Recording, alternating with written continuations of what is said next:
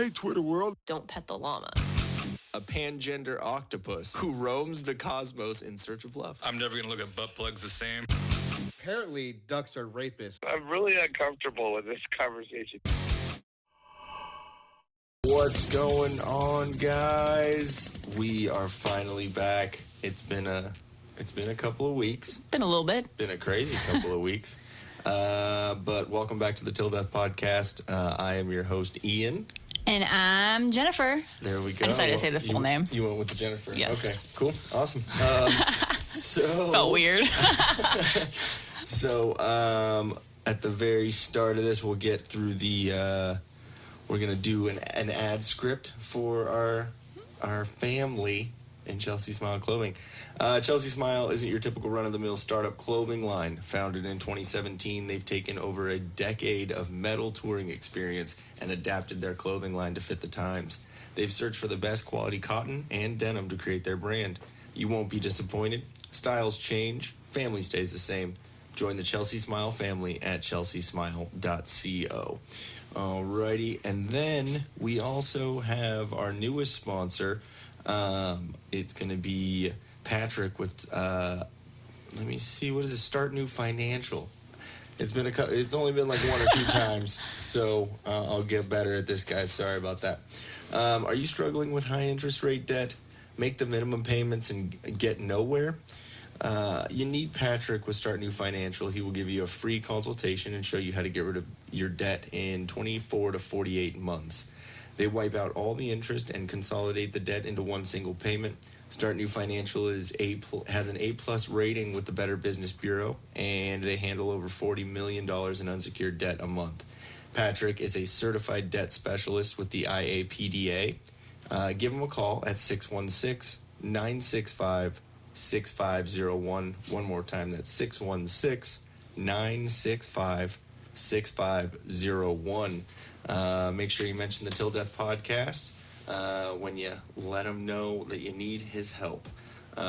He is my little brother too, so I don't know if that's a good thing, admitting that people will trust me and my brother. So, but anyways, tell him that Ian said hello, and Jen too, I guess. Hello. So anyways, we just got back 2-3 days ago. Oh no, we got back like a week ago. But back to let's see, work. today is Sunday, so we actually got back from vacation on Tuesday. Yeah, five after a long 20 hours. Well, it's supposed to only be 20 hours of driving, but we hit traffic. Let's not get too ahead of ourselves. Yeah. We're gonna let you know what happened with all this. So, we went to Austin, Texas.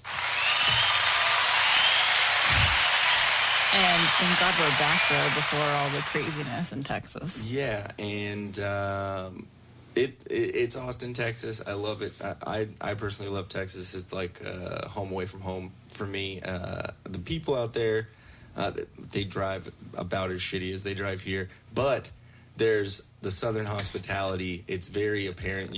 Everyone says y'all, how do you do, and howdy. Like, yeah, it's very like going into the same stores that we went into here, and everyone immediately is like, "Hi," and I'm like, "What's your problem?"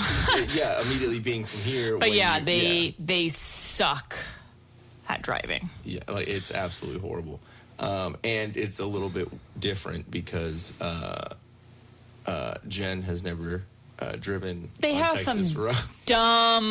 dumb road rules and such. I'll just say that. There are some weird ones, especially out in the middle of nowhere, Texas, like out on the 10, where you just go across the lane to yield onto the freeway. Yeah, that seems a little dangerous to me. The whole like getting on the freeway. So most people, and most states I've been in, it's the same. Like, you have a stop sign, like a regular intersection, or at least when you're like merging on, you're not like you're at like a long on ramp to get on, to catch up to speed or whatever. I felt like with that, you just kind of merged, in the like cities, you just got Austin, on. There's like the longer ramp to get onto the freeway, but I mean definitely not as long as some of the ones on No. here in California, like the big turnarounds and stuff Yeah, like that. none of that. It was None just of like, that. whoop, you're going up to 80 now.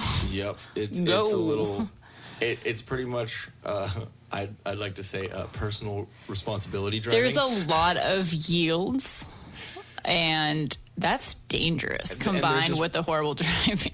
There's this one thing with the turnarounds, like at every freeway exit, it's like a turnaround on the freeway. And that makes sense, though, because pretty cool. it saves you time because those people don't have a stoplight or stop sign. They just go. And they yield to whoever's on it. But Yeah. usually if you're like in California, you have to and a lot Go of to the times light, in make a California- UE, or Yeah, make a lot of left-hand times turn. in California too, like the exits are weird. So you it has a long off ramp, but you get off and it's not immediately. Oh, you can go across the bridge and get back on. Like sometimes it's like you end up in the middle of some neighborhood, like in North Park, and there's some weird exits off the 160 where you're just all of a sudden. There's there you a are. house right Yeah. there. It's just weird. For the most part, though, like I told you, there's that one road I still don't know how I got in the lane that I got in when I drove myself to go shopping. And I was like, oh, all right. Everyone can tell I'm from California because I was in the center divide driving. I'm like, oh, wait, this isn't a lane. And we drove our car out there, our 2018 Civic, so it had our Cali plates on there. So I'm sure there were people fucking Dumb Californians. and the amount of times we're like, you fucking dumbass Texan. And yes, my accent from being out there for so long. Still came mad back. at that, that chick that I don't know why she got mad at us or whatever when we were driving in, the first day. Yeah. And I was behind a big, I don't know, was it a U-Haul or a little mini truck or I whatever? thought you were going to explain her when you said big. Oh, well, yeah, she was big like a she was U-Haul. large.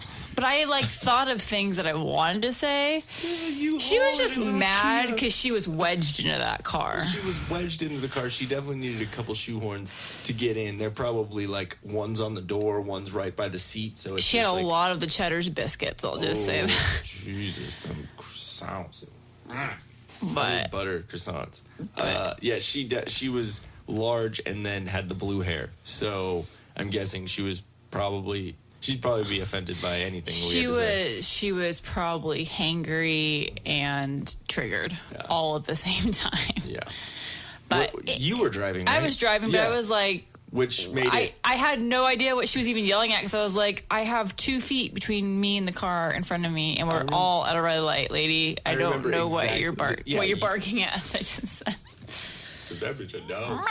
Anyways, so basically what happened was there was a semi in front of you, and we were on the 290 by William Cannon, if anyone remembers that. Anyone who's listening By the remembers. cabin. Yes, I actually got to take you to the cabin this time, Yeah. which was cool. But it's right where the cabin is. That's where people get murdered. It was right where Old Bee Caves Road is, right past. B cave, like a bzzz, and then a cave. Because when he said the B, I thought it was like BK. Oh, you thought I was like, right by the old Burger King. Oh, okay. Yeah. Old Burger King Road. No, it's Old Bee Caves Road.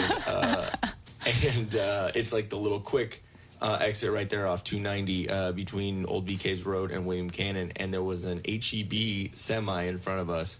Wow, you actually remember, I thought it was a U-Haul or something. No, That it was shows how much I was paying It was attention. an HEB semi truck, and I, could be wrong, but I'm gonna be confident in this.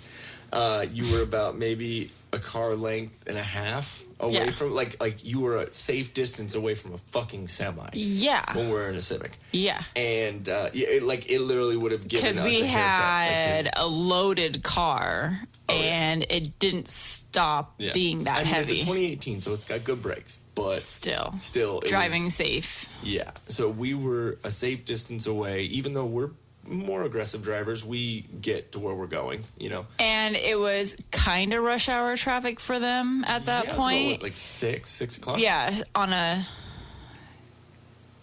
I don't even know what day it was. It was midweek. It was. No, Monday. So there you go. Work day. Yeah.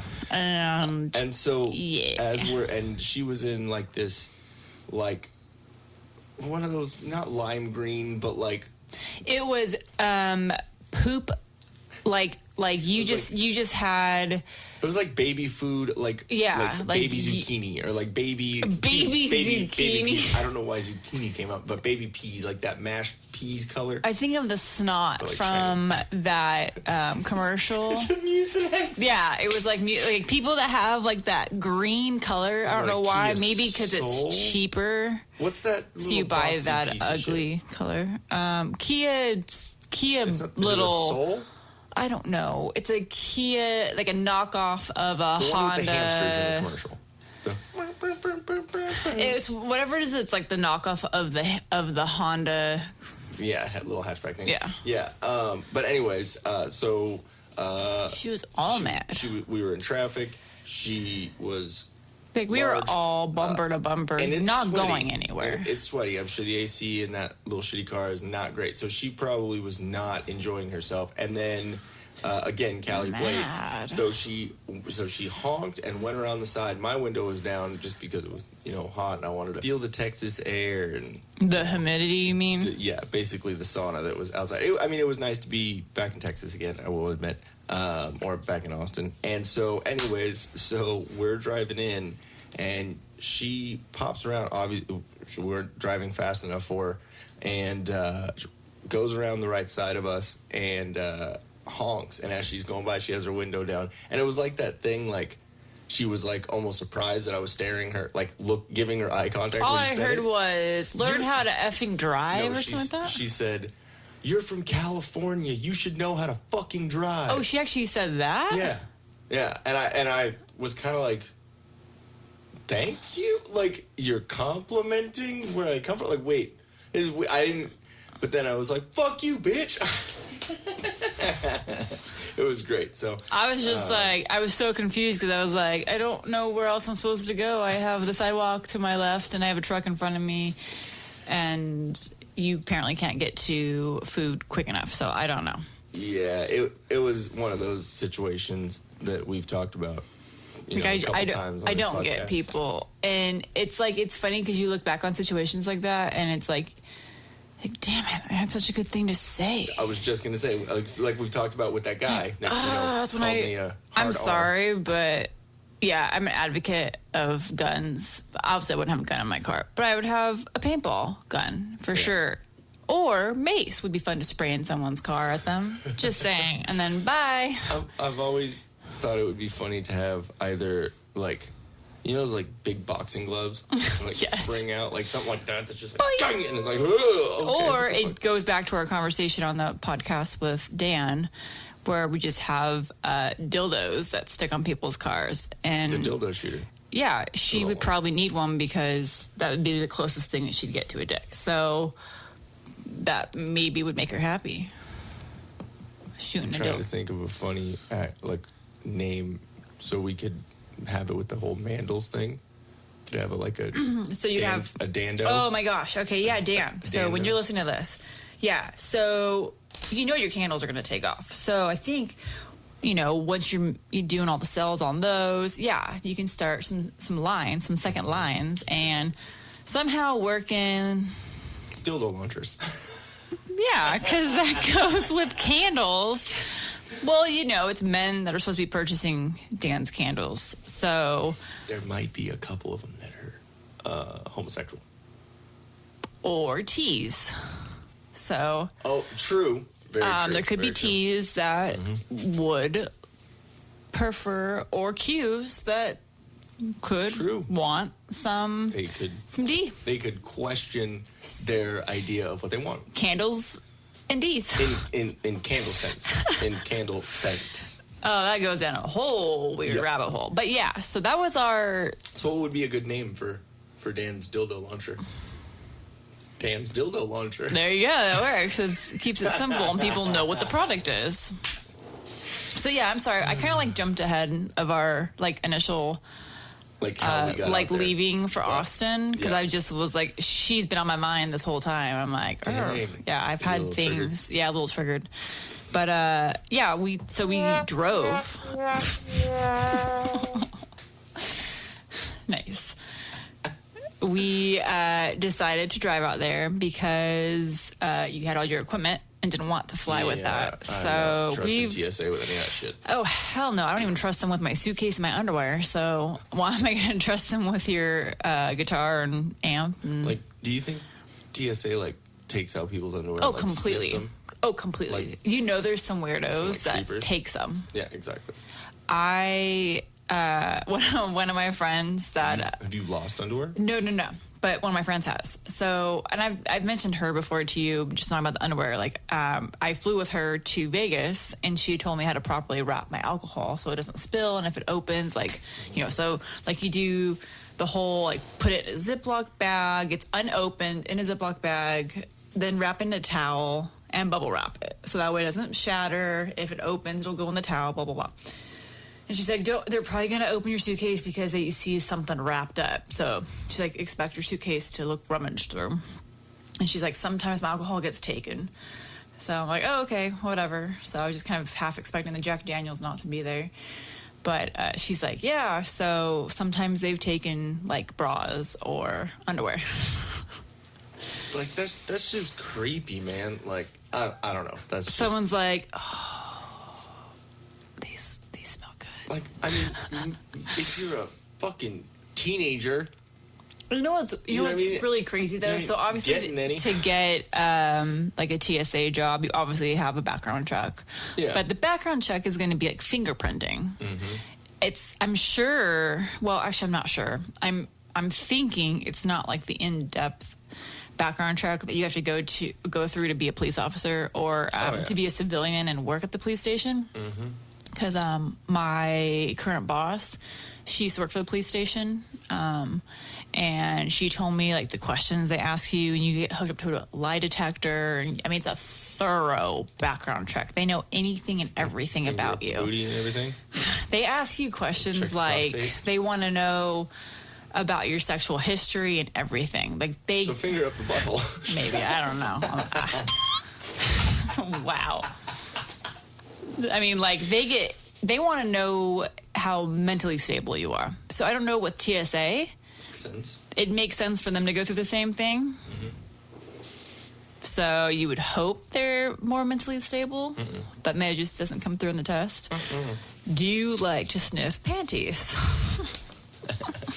Do you rub old, huge, like, fat woman granny panties like all in your face? I wonder, I'm sure they see a whole bunch of dildos come through, so they're probably like, bro, get a load of this one one's got sparkles. How many women have had a in their luggage and they'd be like, bomb? Yeah. Oh, completely, because it looks like and they'd be one. See them just beat red, like, man, that's my penis thing. My vibrator away. But, yeah, so we didn't fly because we were worried about our stuff getting taken. So we drove. Do you think they do that with, like, do you think there's, like gay guys that work at TSA and they smell dudes' underwear?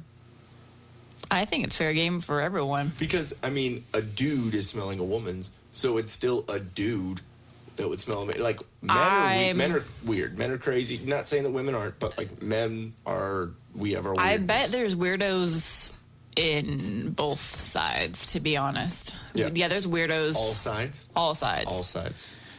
All sides. The infinite amount T's, of sides. The T's, the Q's, the L's, the G's, the B's. The A's and the A's. Everybody's weird. And the plus. And plus. Us, regular. Us. What is it? It's cisgender, I think cisgender is what I'm so confused on all of that. The gender that you were born with and is what you identify with. Yeah. is of I truly believe normal. Yeah. No, normal. I don't know what you would even call it, but I truly believe that everyone is a weirdo. Yeah, everyone's so weird. I really think that there's some weirdness that happens behind the scenes, and I really don't even want to think about it because I know next time we go to Austin we're flying, and so now I'm like gonna be on the plane like, babe, do you think your thong got smelled? Yes, I'm bringing the under the butt nut hut. Cheetah print. We should just find bags that every time you open them, it plays someone. So like, oh god. It has like a No, trigger what we on need there. to do Dan. is find some ridiculous underwear or something ridiculous to put in the suitcase and just see and like fold it in a certain way just to see. And then, all right. Anyone that's listening right now, if you have any good ideas for what we should do, send us a little message because we want to mess with TSA a little bit because I mean they fuck with everyone else, so they cavity search, bunghole play, check your prostate. Anyways, so these are the reasons why we didn't fly and why we drove. And we drove in just 2 days. Yes, we made it from Murrieta, California, to Fort Stockton. We left at what about like 10:30? 10:30 at night on Saturday night. And then we drove all the way straight for 15 hours, and then of course stopping along the way and take a break and get gas. And we stopped at that one place where we were the only white people. Okay, yeah. If you're ever traveling through southern New Mexico, just make sure you fill up before you leave Arizona, and then just stay on the freeway and don't stop. Like get your snacks and everything before, and then stop in El Paso during the daytime. At night, a little rapey. Yeah, I'll say like our trip started off pretty awesome because I think road trips are just awesome anyways. And then, it was nighttime and there was really no one on the road. Yeah. And it was somewhat cooler out. And we knew it was going to be like boring desert. Yeah. So all we got to see was like the stars. But it was really cool, like with the light, like there's no light pollution, like in the middle of so you could like have the sunroof open. Yeah. I'm expressing our white privilege with our moonroof, but you can open the sunroof and look up and see all the stars, and it's like, I sound like such a fucking stoner right now, but it's awesome, man. It's so cool. Yeah. No, it really was. And then we just kept stopping for coffee and soda and whatever just to keep us up.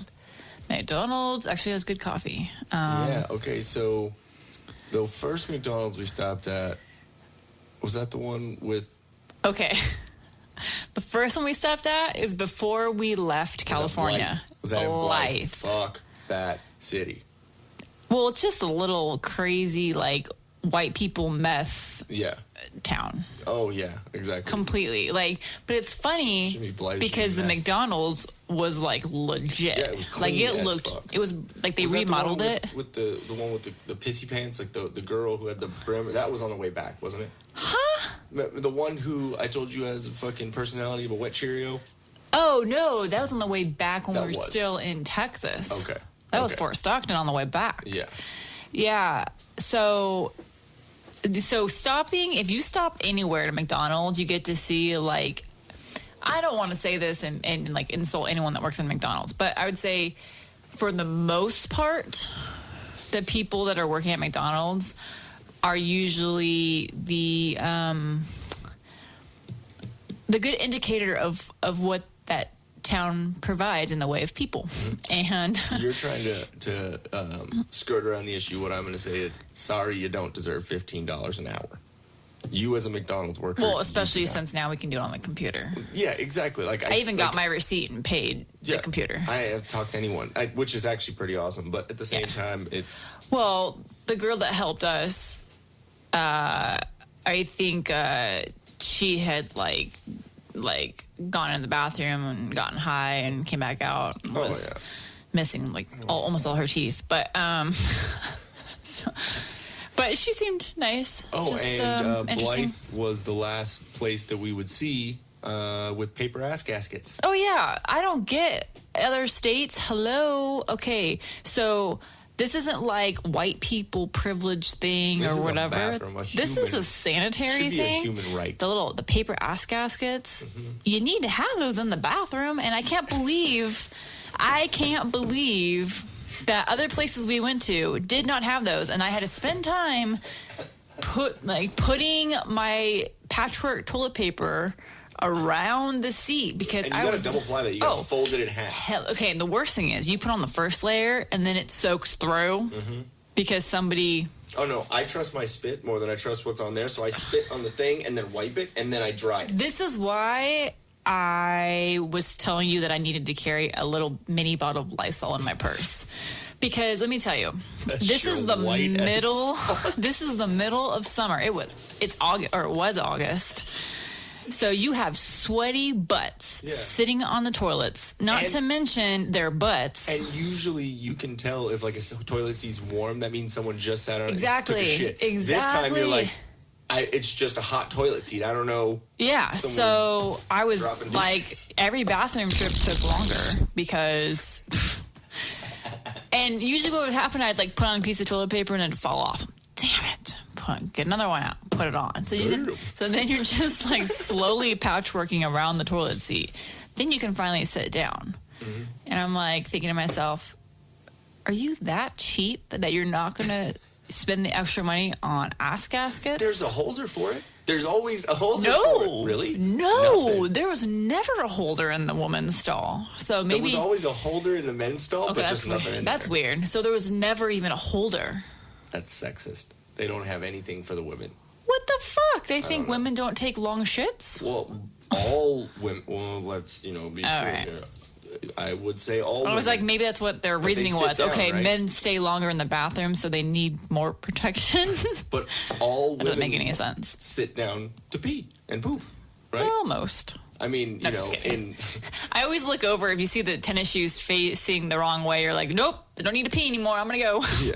And then you see that and you're like, but wait, is that someone just blowing someone else? Like someone standing on the toilet and like, then the shoes are facing that way. I'm like, wait, they're not pulling out an ass gasket right now. So you're like, what you doing over there? But yeah, so that was my biggest complaint. I was like, really? I don't know if we've explained the paper ass gasket thing. It's the little toilet liner. Seat liner. Yeah. I'm sorry. If you don't know what one of those is, I feel really sad for you. I'm a little late on that, sorry. But they're very important. Okay, question. At any point in the trip, when you were sitting in the bathroom, did you hear any from the stall next door? Actually, no, because majority of the bathrooms that I went into, there weren't any other people. Well, that's good. And if there were people, it was just someone washing their hands because they just got done. Yeah. Or like the one Walmart we went to, the lady was brushing her teeth. Oh, dude. It's like when you But she looked like a clean white woman. I think she came from the motorhome in the parking lot. But I was like, why couldn't you brush your teeth in the motorhome? So I don't know. She's like, I like to brush my teeth and shit at the same time. Yeah, maybe. It's just my routine. But no, going into a men's restroom there, and if there's more than one stall. Is there always a stall? There always has to be because there's always a toilet. If it's not like a singular bathroom where you can click it and it says vacant or occupied or whatever on the outside, then yes. If it's just one, then they don't have a stall. It's just a toilet and a urinal. Yeah. So, but yeah. So if it's like a public, everyone, multiple use, I guess. I don't know. There's always a stall with a door and all that. So yeah. But on any of the bathrooms that you go into and there's two stalls, there's always that thought like, is there going to be a dude just totally annihilating his fucking? And I never thought about that because you don't even think about it as a woman because you just go into the stall because you're just assuming everyone's peeing. Yeah. It's very rarely do I hear dropping deuces. Okay. It's literally this. When you're already sitting down, and you see someone come in and you hear this,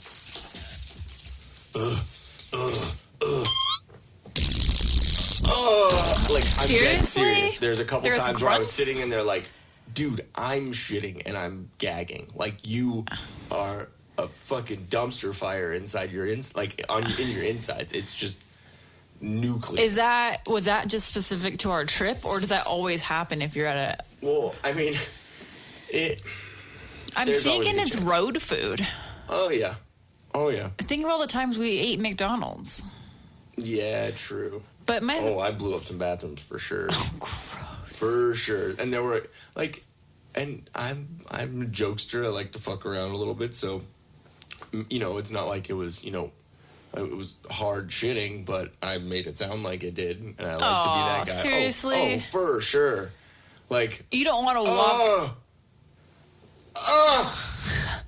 Oh God.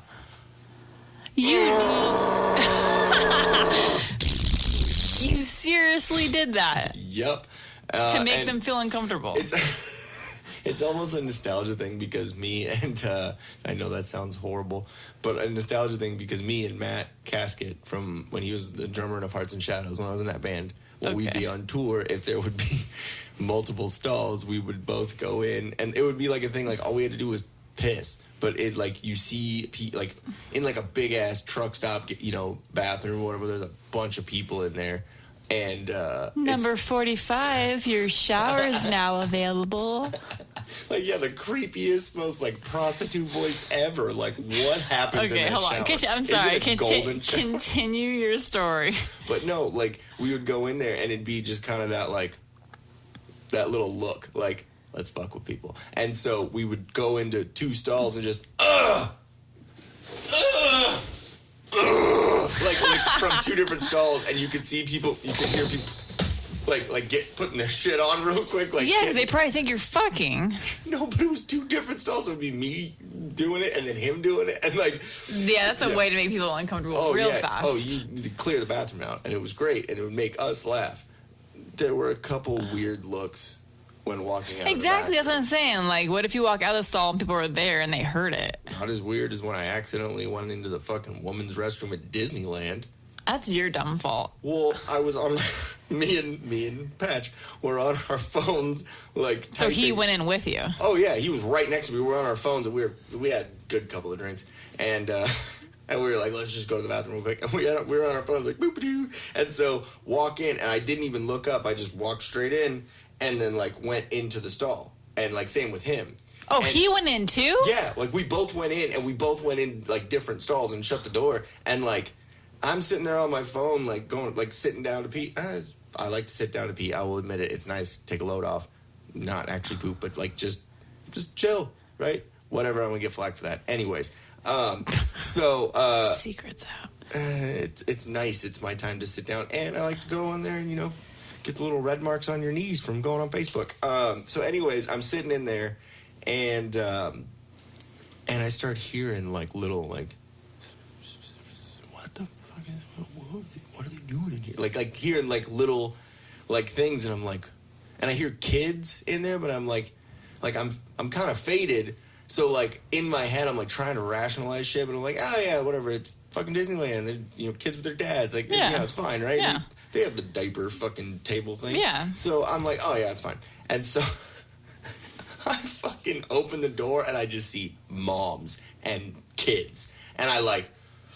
Went white, looked down, like fucking fast walked out, and like literally just kept going. Like it was right where the Soaring Over California was, the entrance to that, those bathrooms there, and that little fucking weird shed looking thing. Yeah. Like, and I just kept walking towards Soaring Over California. Sadie and Ronnie and her friend were right there outside, laughing hysterically because Patch had walked out before me.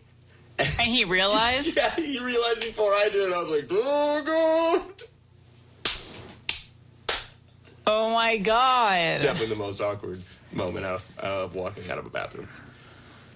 Anyways, so back to Austin. So pooping at McDonald's. Yes.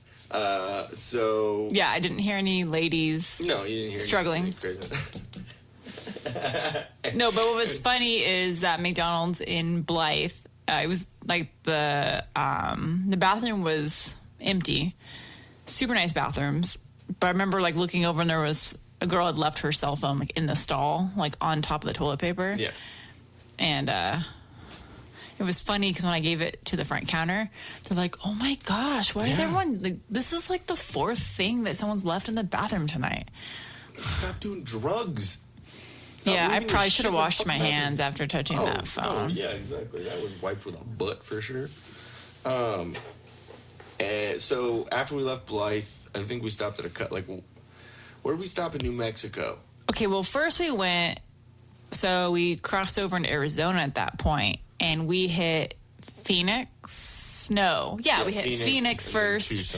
We stopped in Tucson, and the sun started to rise at that time. We got to That was cool. Yeah, it was cool. What tripped me out the whole drive out there is that it felt like we were going in one giant circle. Yeah, because the way the sun was. And saying that you felt like we were going west when we were going east. Yeah, it bothered me so bad because the way the road is, the sun, sunrise is in the east.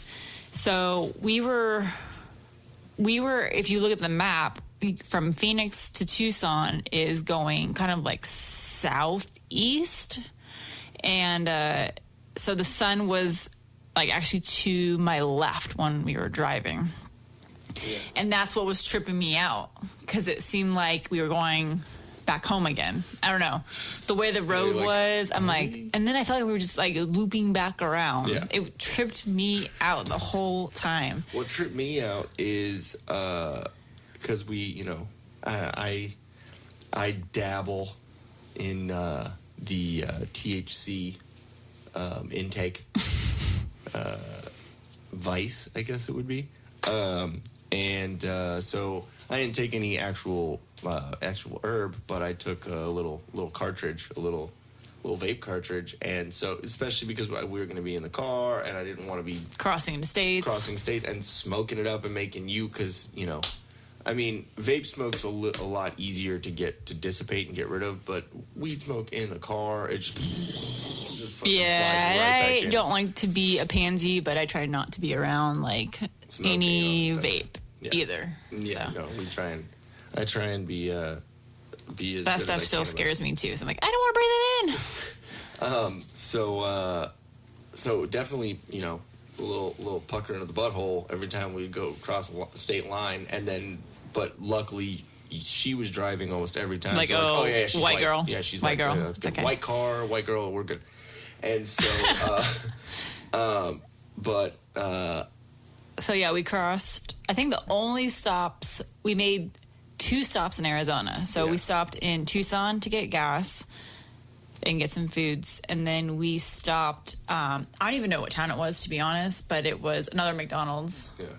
We actually got breakfast at breakfast time. Yeah, it was like really the first time. Yeah. Like getting breakfast like at 8 a.m. They're like, this is weird. But it was weird because at that point, the sun was still like to the left of us. So because we were still going like southeast.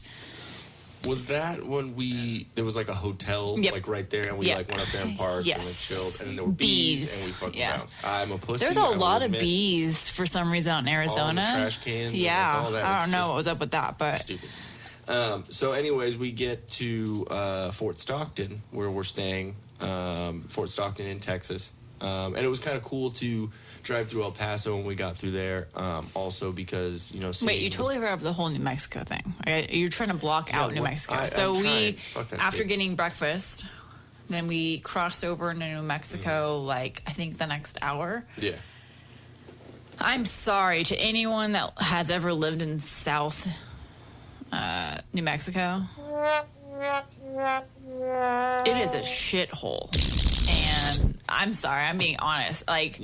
There was no town that I wanted to stop at. And when we did stop, because we had to for gas, we literally were the only white people and got those stares to where I felt we were in Mexico, because I was looking for some cheddar and sour cream chips.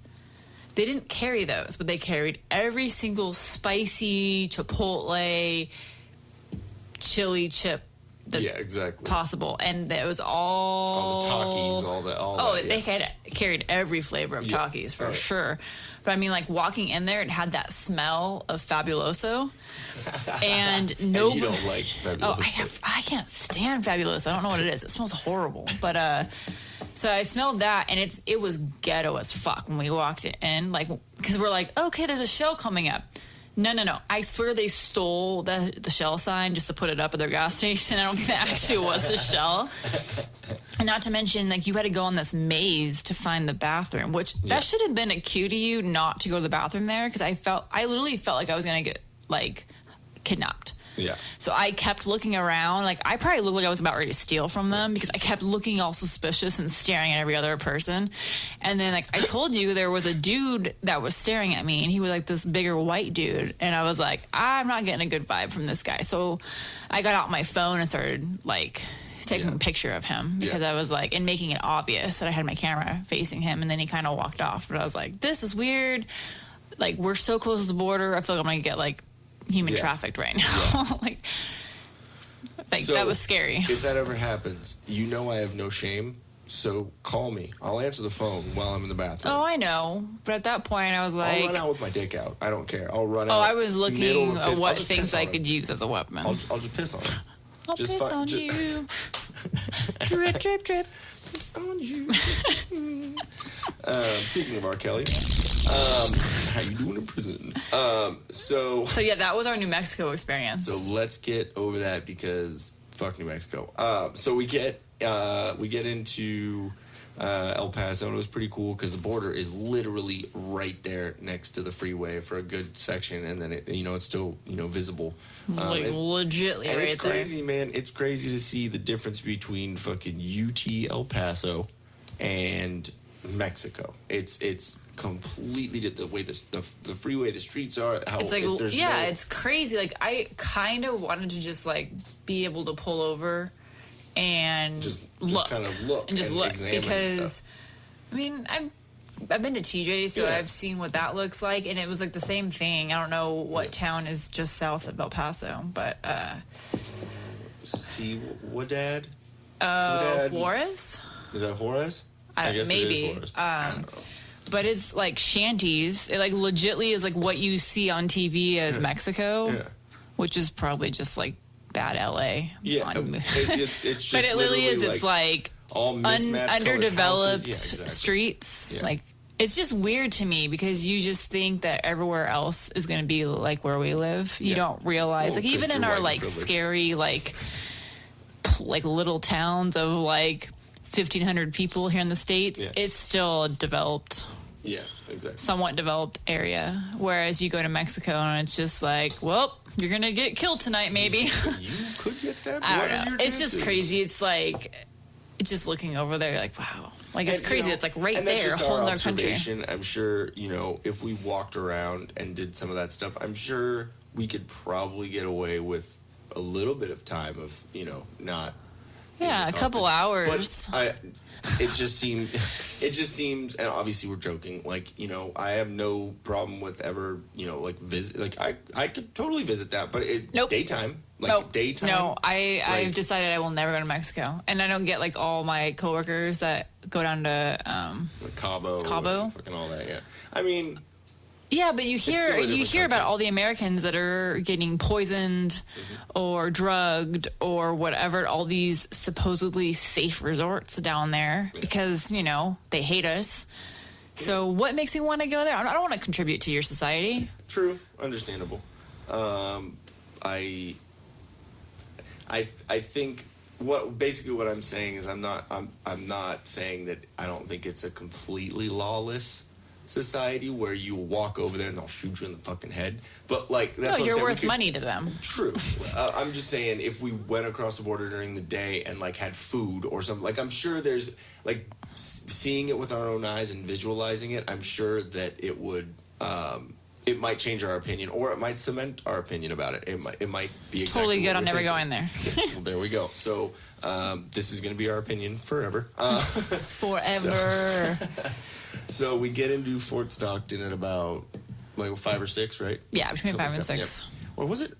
No, it was. Yeah, okay, it was later in the day. And so we get there and we load our stuff up. It's humid still, but the sky was kind of cloudy and like kind of crazy. So we thought I was of course like hoping for rain. Of course, I love thunder showers, but I was like, oh man, the thunder showers aren't going to get even near us. Be careful what you wish for there, babe. Yeah. So we get there. Since we had stuff in the car and in the trunk, we didn't want to leave anything in the car. So we rolled it up on one of those little hotel cart things, and we loaded everything up into the hotel room. And as we're coming back to grab a couple little extra things we couldn't fit, I grabbed them, gave them to you, and then went to go park the car. When I parked the car, I come back, and you came up to me and said, yeah, so the manager of the hotel came up and said there's a tornado warning.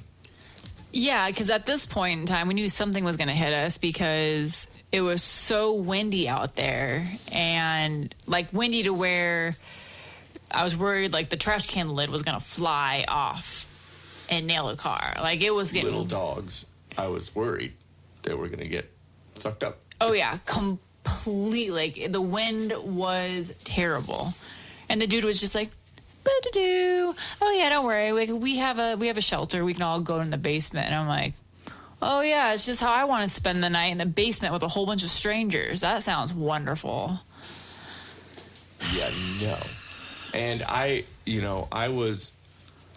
was one of those things too where I wanted to make the joke, but I knew that we were already a little delirious from driving and just like ready to kind of chill for a minute. And we were all, just stressed about the drive and whatever, but I really wanted to look at you and be like, nice hotel you picked out there, babe.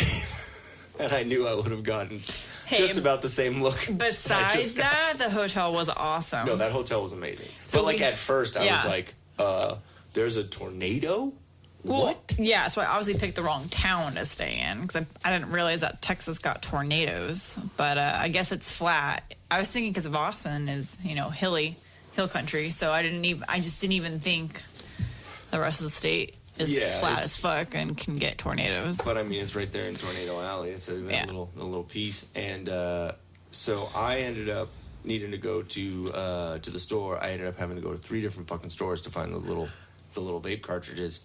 But I ended up because the way that Texas is, on the side roads, you only can go one way up until the next exit, turn around and come around like out in the sticks. And so I sorry, I feel like there's a fucking spider on me again. It's just your hair. All right, freak out moment over. Don't give me that look. So anyways, when I got in the car, I in my head I was like, no, we're good. Like there was like a little lightning here and there and some thunder and stuff, and I was like, no, we're good. Like no lightning's gonna get anywhere close to us or whatever. I turn out onto the fucking side road, and as I'm driving on the side road, I see this huge thing of lightning just crack.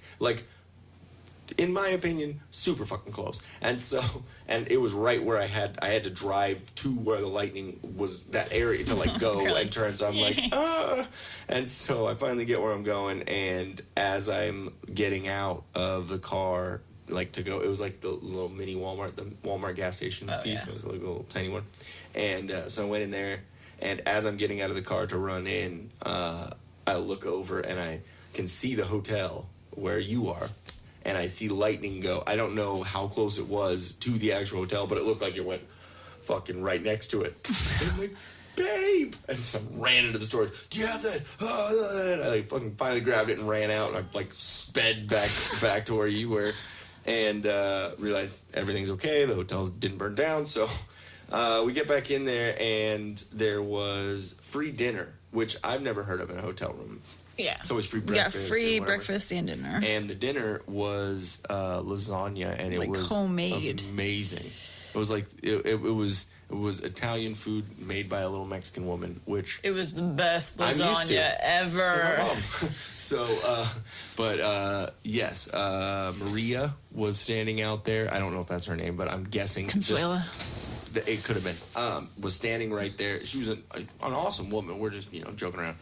She was an awesome woman, and she was standing there. We went up and thanked her. I got fucking seconds, and went up and said, yep, "This is so good. Thank you so much." She was really, really nice, and there was a bar in there too. And when we actually checked in, the guy at the front, who seemed like he would. That was the manager. That was the manager. Yep. Weird.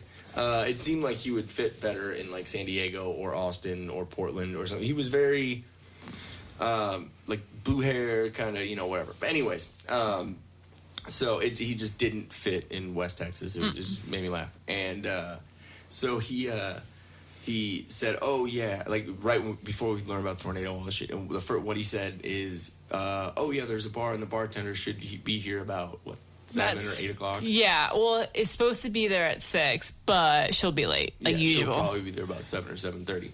And so after we eat, we're already right there in the bar, and it's not like super busy or anything. It's a little hotel, and so we walk up and go to order our drinks, and we ordered tall whiskey and cokes. Yep. Yeah, she gave us doubles, and then poured half the fucking alcohol on her hand. Yeah, it was like Michael J. Fox trying to pour whiskey. But a very rotund Michael J. Fox. Yeah, well, so I just figured she was drunk, but No. you think she was... It's the middle of fucking nowhere. A lot of people, probably do drugs to, get by, whatever. It seemed like a little heroin sleepy. Like just, oh shit, and you know what I mean? Like, it just seemed like... Because it was kind of a hot mess. Like, I'm a stoner. I'm a little slow here and there, but I can pour a fucking... Yeah, it was just weird. It was so weird. Yeah. So, and she wasn't like super talkative either. She was like a little bit. She was like laughing at a couple things that we were saying. But if she was drunk, she was out of it. Well, I'm saying if she was drunk, I figure she would probably be more in the conversation, even if she made no fucking sense. Yeah. Like she would still try and be involved. She definitely charged us for doubles. Yeah, exactly. So, but it was pretty good. We got faded and then Yeah, way faded. And off that one drink. Went outside, and then one of this older couple. So annoying. Yeah. They were really, really cool at first. By the way, so faded, I couldn't figure out the elevator buttons. Oh yeah. So Wow, I literally did it twice. So, for everyone out there who's ever used an elevator ever, I'm getting the death stare right now. That there's, for the most part, there's a button, and then next to it the description of what that button does. Like what floor it exactly. is. Or if it closes the doors or this or whatever. So we were on the 3rd floor, so it has a 3 on where the explanation of it is, and then the button on the right of it. She kept pushing the 3, like pushing it, like I don't know what's happening, and I just looked at her and gave it.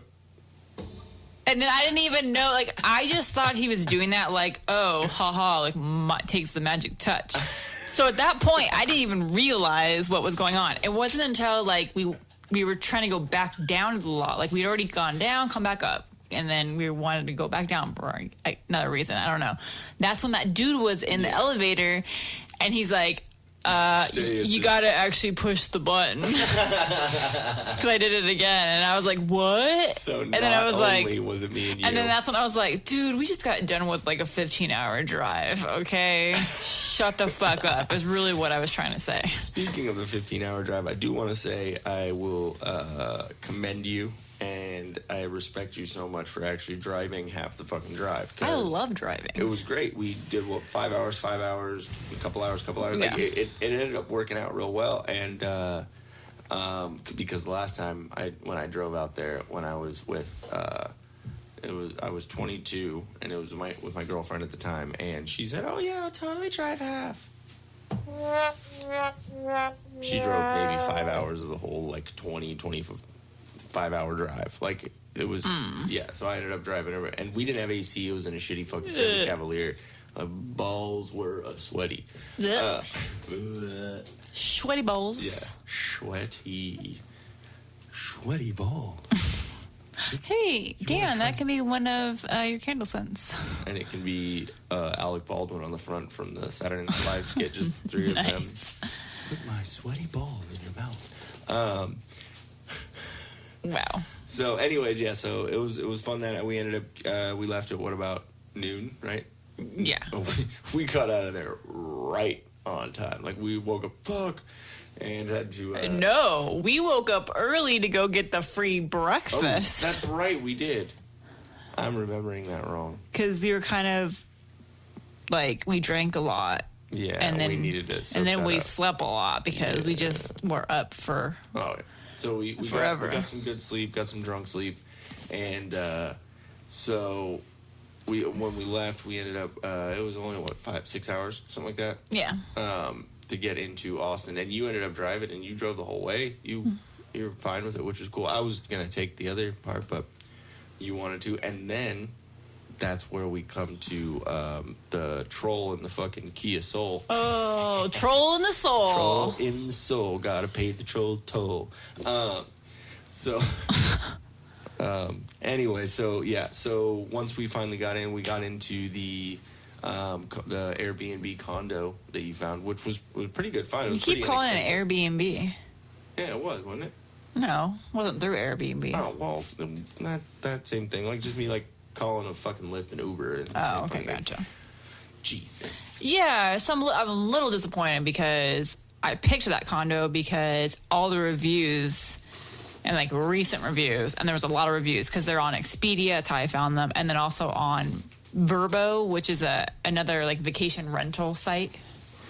Airbnb? Vacation rental. I don't know what the other part is. VRBO. Everyone said it was great, like perfect, like spotless. So I'm thinking, okay, literally every single person on here is saying that. Wow. I was expecting it. Yeah, I mean, yeah, it was definitely an older condo, and at first it was great. And it seemed fine. Like, yeah, it was older complex, but it looked nice inside and it seemed clean. And then we found cockroaches. Big ass Texas-sized cockroaches. And I didn't see the big one that was on the patio, but then halfway through our trip, I found one dead, upside down, in the corner behind the curtains, and I freaked out. And I left those curtains open for the maid to find. I found one the second night we were there, and it was when Patrick. It was in the kitchen. It might have been the first night.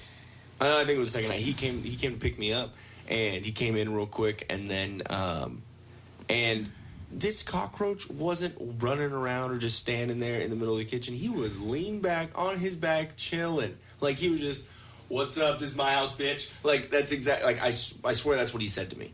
I heard him talking cockroach talk. "What's up? This is my house, bitch." Like, that's what he was saying.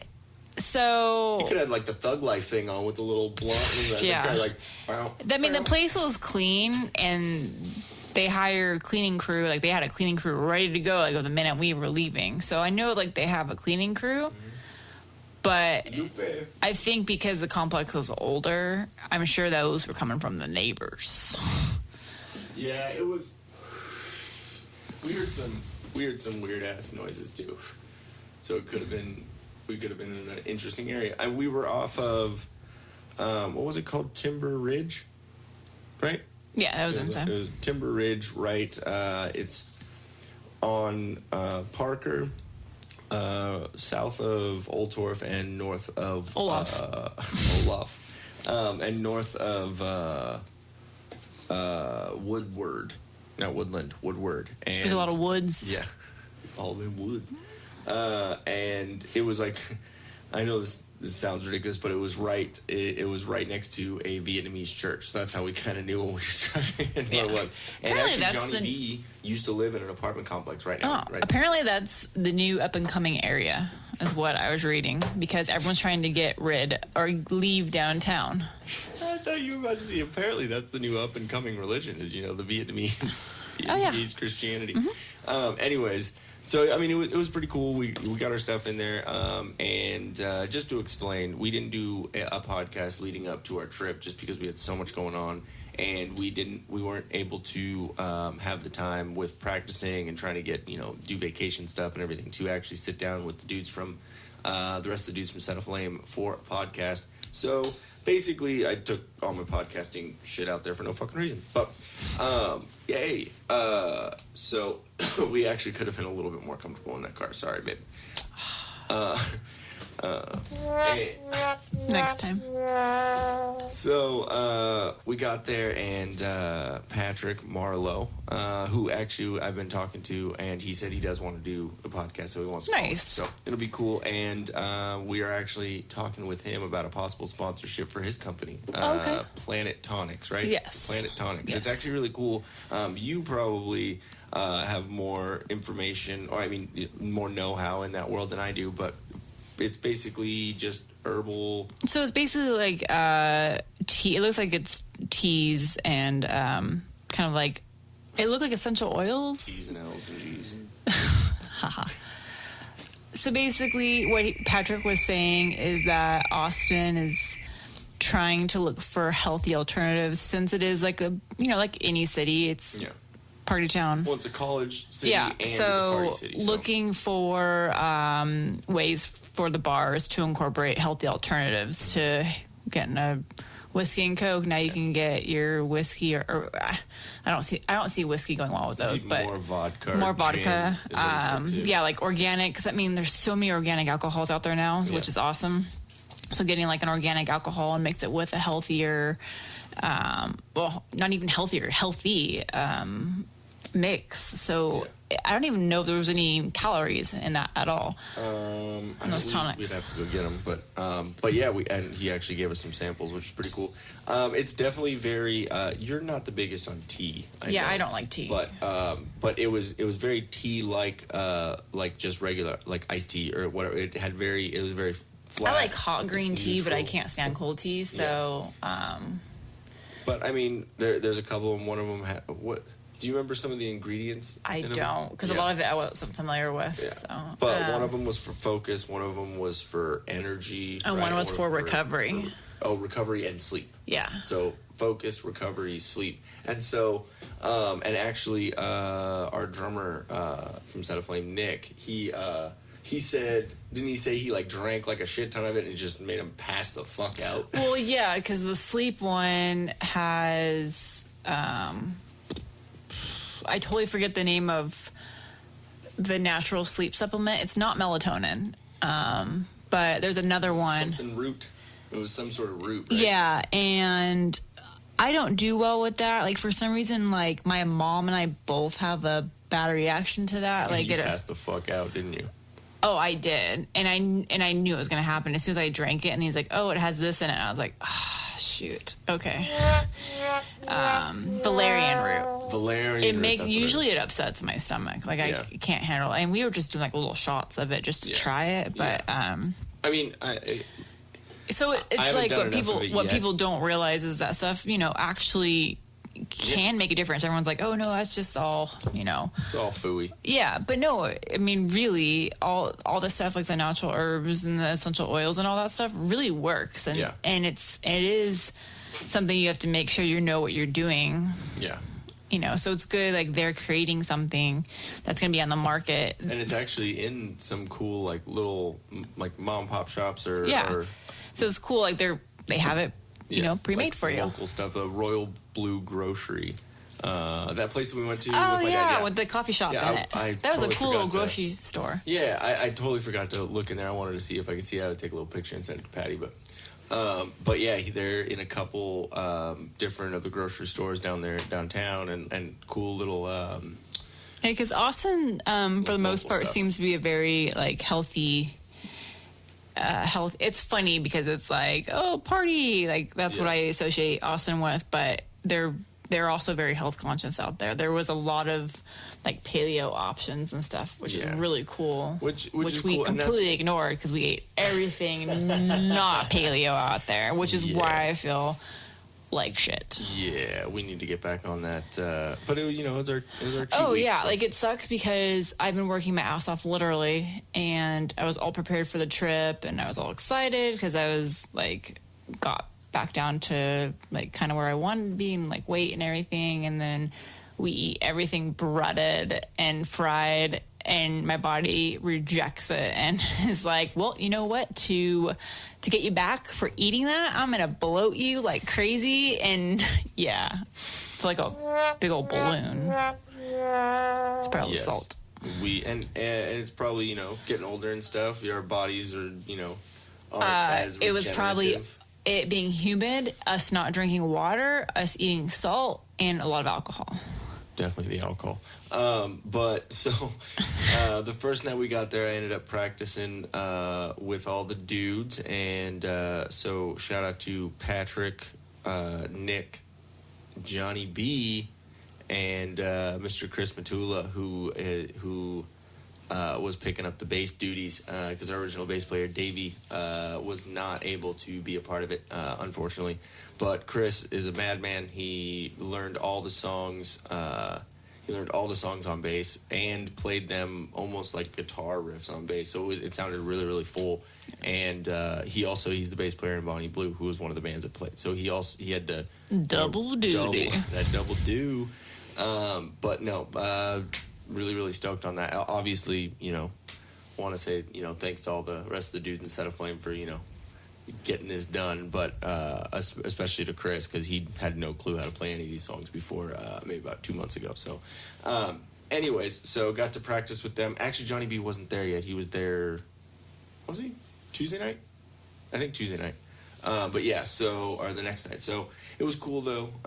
We got to practice. It was a little, in my head, it was definitely that there were some, I almost caught the feels a couple times, and because it was cool to be in the same room with those dudes. Loved it. And I got to ride in Patrick's fucking Tesla, which is ridiculous, dude. And you didn't have any. You still think they look a little funky on the outside, but you didn't like Teslas at all before all this. No, I don't like them. I still don't like the body style. I just don't find them an attractive car. The black version that Patrick had, comparatively to like a white. That's one, what's funny. Like different. I'm more partial to a white car. Yeah. I just feel like those are like really sleek, like a white car with like black rims, like, and then like all dark tinted windows, black interior. Like that's the color car I've always had. I love that. I prefer it over black. But for some reason, when you put white on a Tesla, it's like putting New Balances on. You know what I mean? Like old man New Balances, like on a younger man. Well, actually, when you think about it, it's like comparing your black New Balances. Yes, you got New Balances, but they actually look legit. They look like Nikes. Exactly. Like they're not like it has the N. They're not the typical like big bulky old man like Velcro New Balances. Like they should have like reflective. Yeah, like, a reflective like when you vest think on New there. Balance, you think of that. Because my grandpa always wore Think those. an old white guy doing yard work. Oh yeah, with his socks, like that little green grass like rub off on the sides. That's kind of like, so that's what I'm associating with. So a white Tesla is equivalent to a white New Balance, and then the black Tesla is equivalent to like the new Balance. So, yeah. What the fuck are you talking about? Oh, Tesla. Yeah. So that Tesla is absolutely amazing. I think it goes 0 to 60 in 4 seconds, like just under 4 seconds, something like that. It literally is like riding Space Mountain, just taking off.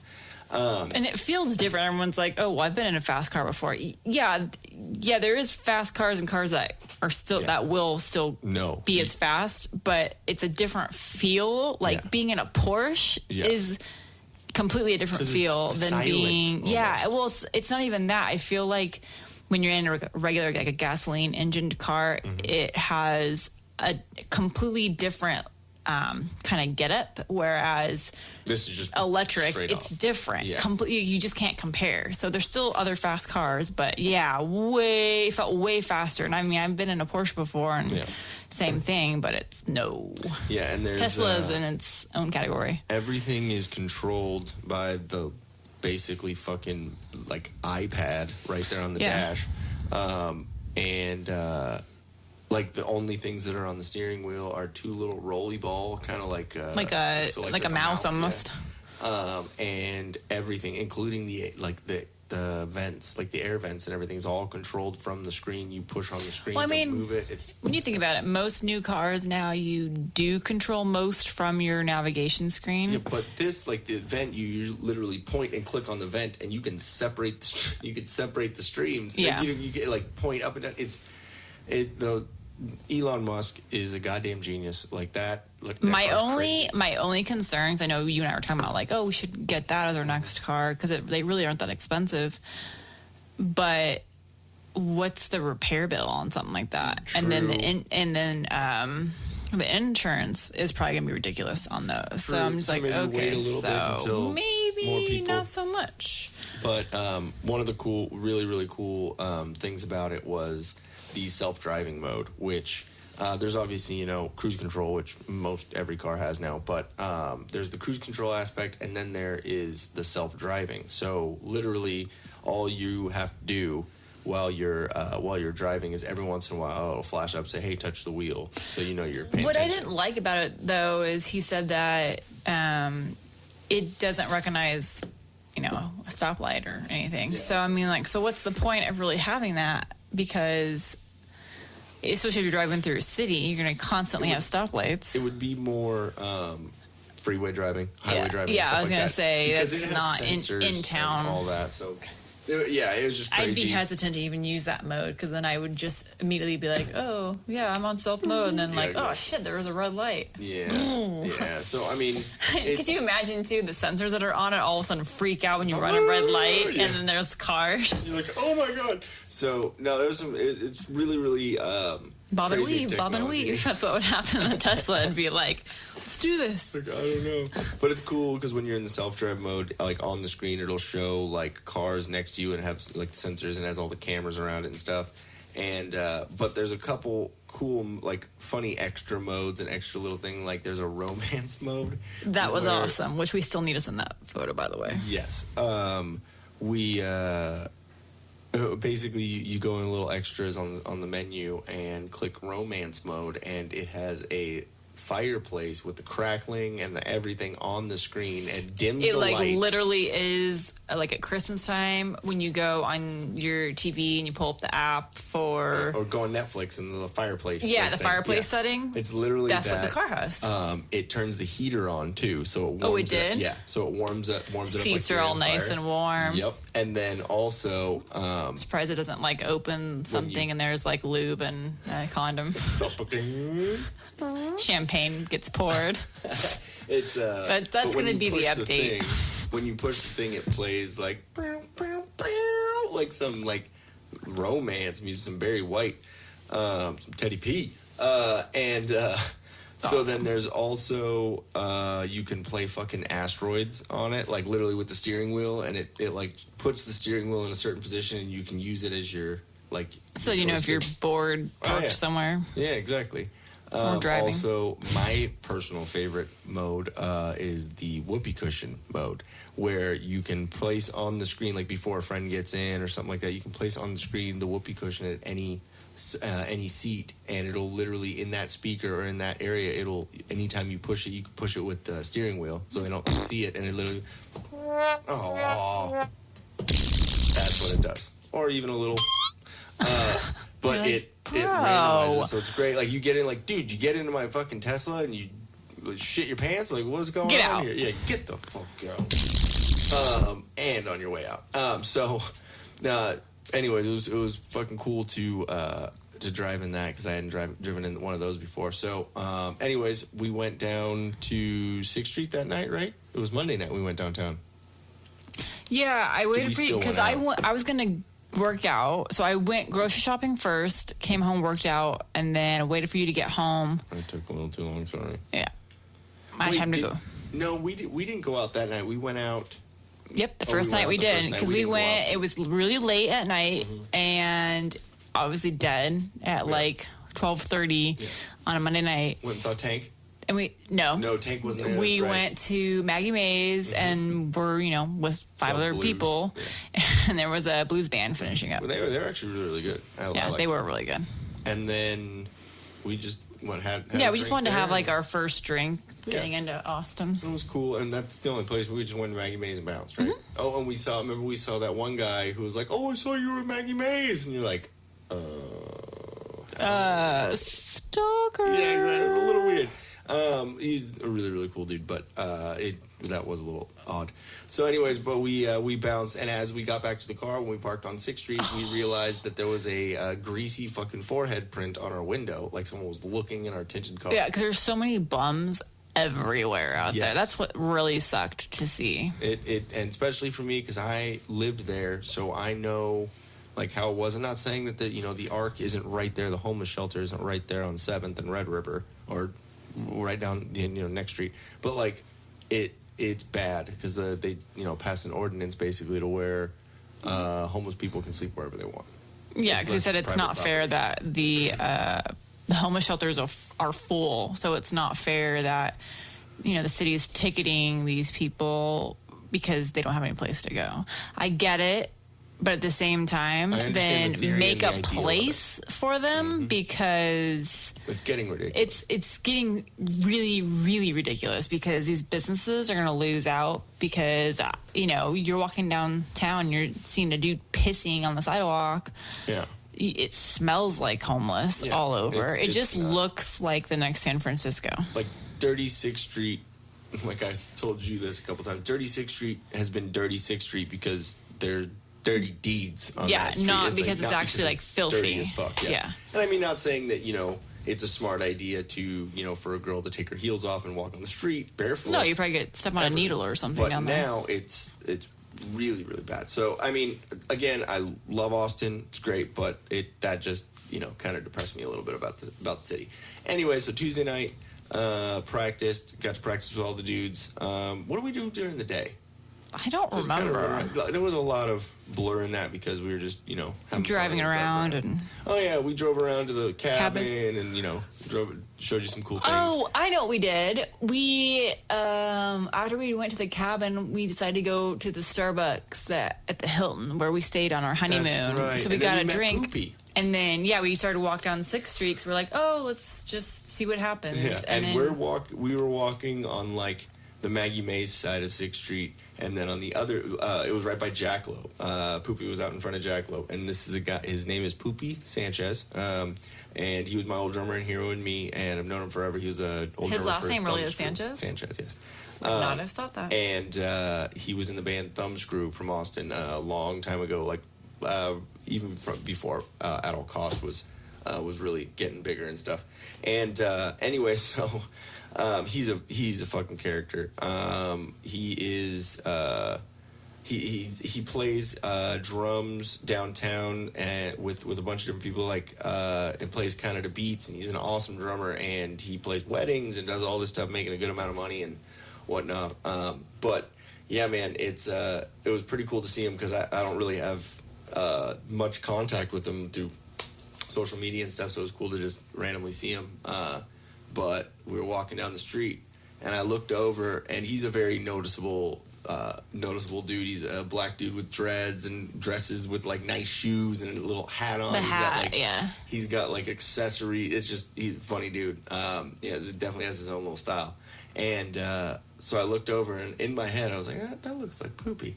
And then you hear, Ian? Poopy? And like 4 people were like, are you really calling that black dude I Poopy? know. Like, There was some white dude that his eyes got so big when you said Poopy, and I looked at the dude and I'm like, nah, dude, that's his name. He's not calling him like shithead. Yeah, exactly.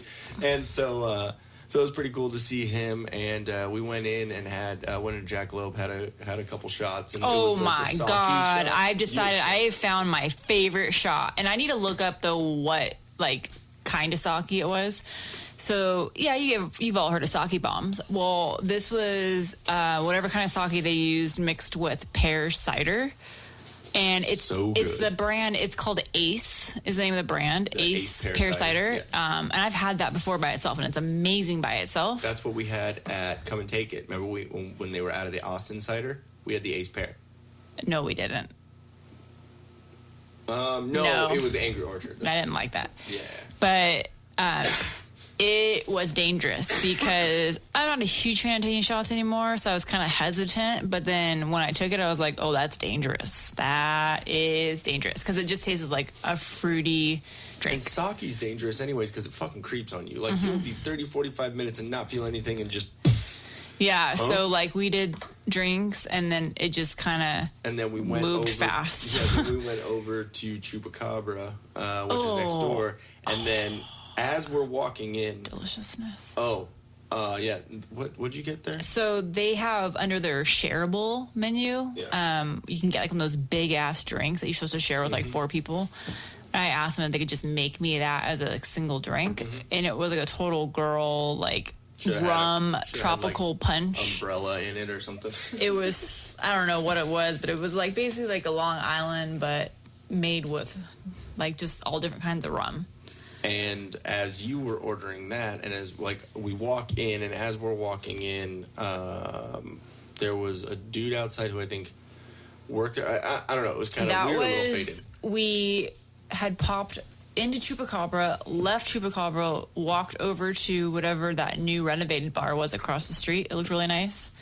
Did shots there. Then we're walking back to Chupra when we saw whatever issue was going on outside. Yeah, so what I found out, what I found out had happened after it was kind of already going down, is it was this Mexican dude. He's probably about in his mid to late 40s, and I guess he knew Poopy. And then there was a black dude who was there with his girlfriend, and they all knew Poopy too. And it was this, whatever. And actually, the Mexican dude was at Jackalope at some point with us. Yes, I remember seeing him. So, it seemed like a dude that's always downtown. Has definitely done his share of a white Christmas. Dirty deeds. Exactly. Dirty six.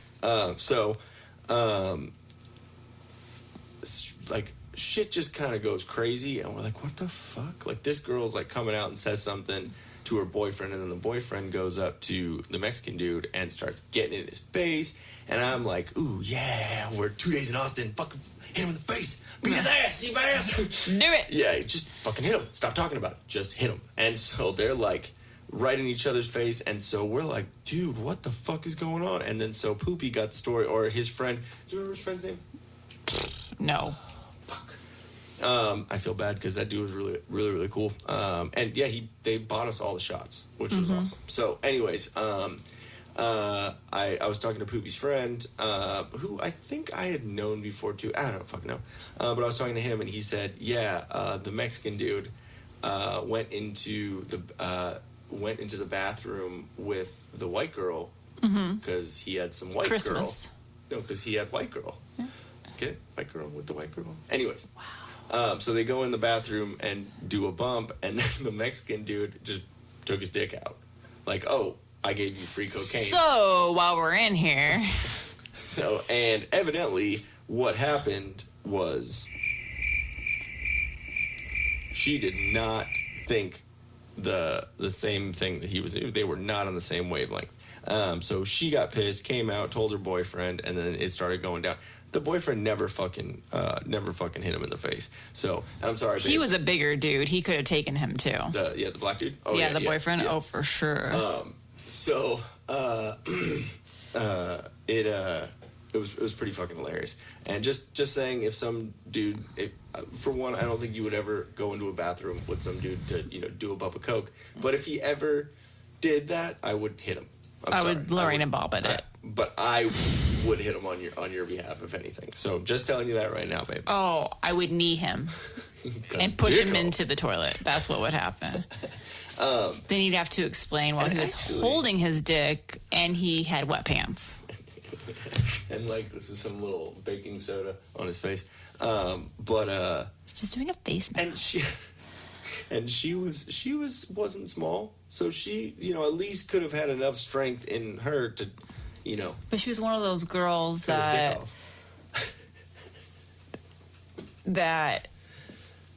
acts like she's petite, if that makes any sense. Yeah, not wearing correct clothing.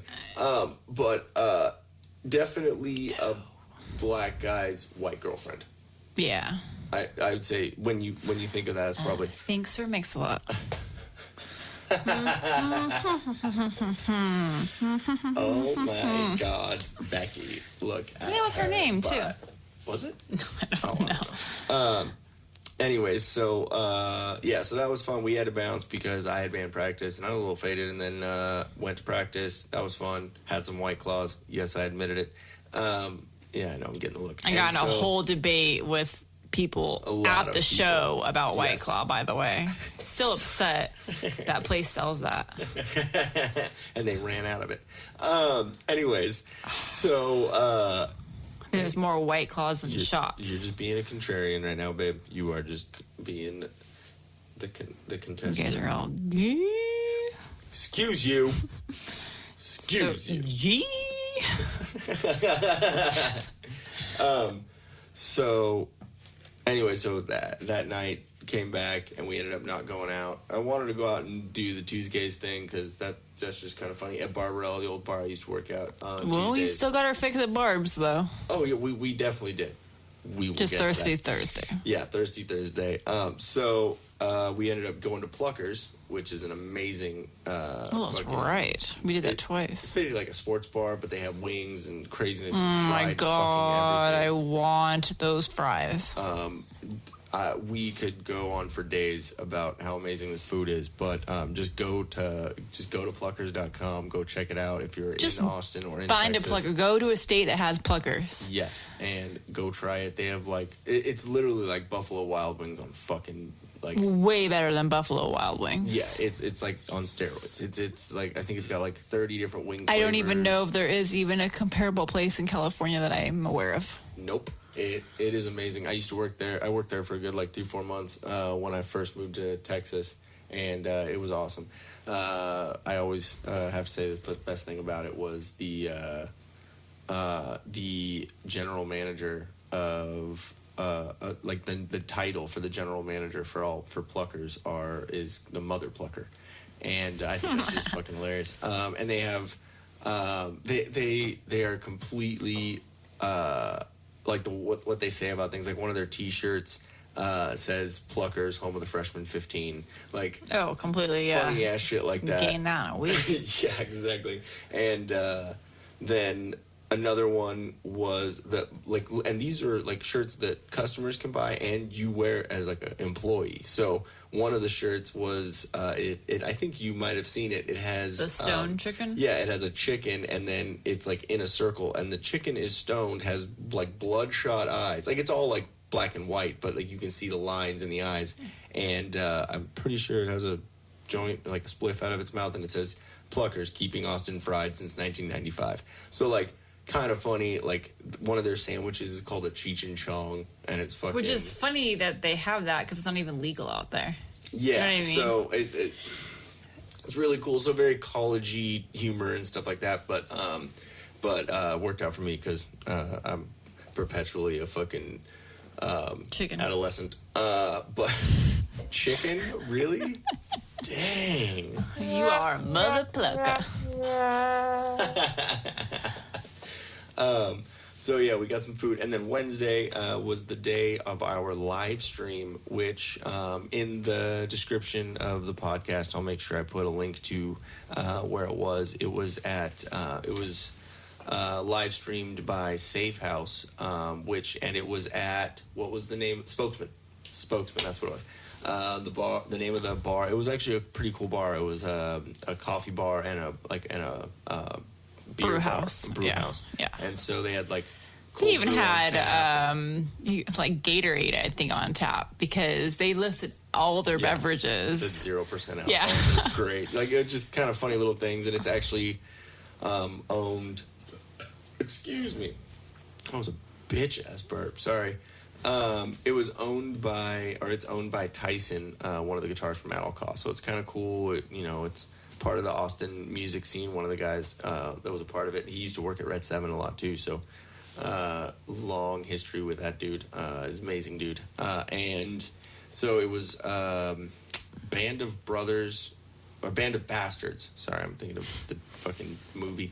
Band of Bastards was the first band. Us, Set Aflame was the second band. Eagle Claw, who's an awesome like stoner metal band from Austin.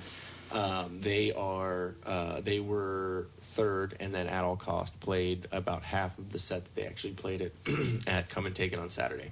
But that was awesome. I'll put a link to that. It was really, really cool. It was a little weird because like all the cameras were around, and it wasn't like a shit ton of people when we were playing. It was like 10, 20 people at the most, and it was like it was odd because we didn't go. Like we didn't run around, be as crazy as at the show, because it just had that feeling of it was really intimate, but a big space. Live You know what I mean? podcast. Yeah, basically. So it was cool. It was awesome it was streamed on, it was live streamed on Twitch, which people can comment and do all that. And they had a TV screen set up like to where we could see what the comments were and what everyone was saying. Shout out to Dawn Marlowe, Patrick's sister, Bad Mood Mom is what she put herself on there, which was pretty funny. She had some fun things to say. But it was cool, and then Patrick got to do a little 20-minute interview. That's and right, at the it was end. like super nerdy, which is really weird. They got into like the AI stuff. AI and like weird, because that's actually what Patrick does. He works with AI and all this craziness, so he's a goddamn genius. But it was really, really cool, and you got to meet all the wives and the girlfriends of the band, and you made real good friends with Allison. Yes. Bass player Chris's wife. She's awesome. And what did she say to you when she came in? She's like, I talk. Like, what? And she's like, sorry. She apologized. She's like, oh, I'm so sorry. I talk a lot. And I was like, I married Ian, so. Sure. Yeah, no, she's awesome. And she said, she was like, we don't get out like a lot, so like, I'm gonna get a little faded. We're gonna be best friends. Yeah, she was awesome. Yeah. It was nice meeting everybody. It was pretty cool. And then Thursday night was hilarious. Because we did Thirsty Thursday up well. We went down on 6th Street, took an Uber. We were responsible. Yes, we were. At the beginning of the night. At the beginning. You were just about to do this. So we get down there, and first place we went was to see Tank, right? We met up with Tank and took shots. Yeah. Okay, so we did a drink at the house first. Yes. Oh, yeah, got a pregame. Then Ubered down. Saw Tank. Got a shot from him. Yeah, and got a shot from him, and that was cool. And then we went to Shakespeare's, right? Yep, Shakespeare's Went to for a liquor Shakespeare's. pitcher. We saw a dude with a huge ass yellow fucking snake wrapped Gross. around him, like all Gross, like a boa constrictor. right by his wiener, and Ugh. that immediately like made me grab. But my I think dick, the like, guy no. was getting nervous too. He was Yeah. like, "Oh my god, that's going there." We have a video of it. We'll post it on the Instagram so y'all can see it. And then we passed by some like contortionist dude that was like crawling himself into a little. Hey, at least he always had a place to sleep in his suitcase. He's been there since I used to work down there, babe. Oh, Like he's been sad. there forever. Yeah. So, anyways, hey, you know what? He has a little art form. It's pretty cool. But we went to Shakespeare's and got the liquor pitcher. Which was disgusting. You didn't like it? Oh god, no. It was like cheap shit. But it just tasted weird. Like the Coke or whatever they used was just horrible. It's bar Coke. That's what it is. It's bar. What is that? Coca-Cola. When you can always say that, what's that mean? It's just like generic Coca-Cola. Like it's not like actual Coke. Oh, I Yeah. didn't know that. Yeah, because I mean, it's like 6th Street quick drinks. That's probably why it's so cheap too. So yeah, we had a liquor pitcher, which it's like a mini pitcher of any mixed drink you want for $5. So we got whiskey and Coke. Had one of those each. Feeling great. Oh, I was so drunk, like After 3/4 of that. Yeah. And then, did we go anywhere else besides Barbarella, or did we just walk straight to Barbarella?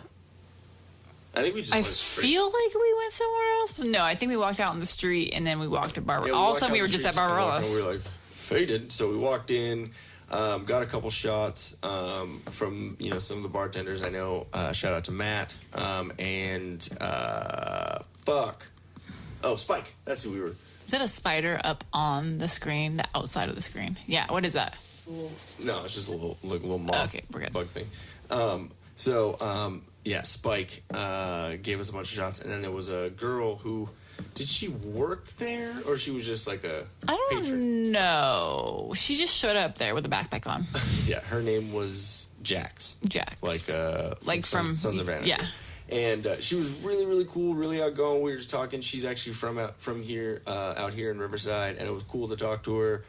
She looked like super punk rock, shaved head, like tattoos and all that. And it was cool. It was just cool to talk to someone from Austin that I hadn't met yet, and like, you know what I mean? It was fun. And then we went inside, and you heard a Daft Punk song, and just bye, fucking see you later. I'm gonna go dance, which isn't really you.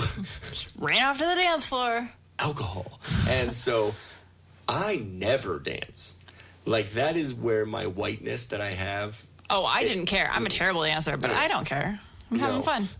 And so you ran into the middle of the fucking dance floor, and then Jax and I followed you out there, and we were like arms up. I literally just, like snaked between people and got up to the front. Yep, it was interesting. It was just funny, and we were dancing and being stupid and silly, and I'm pretty sure there were a couple people who were like, but.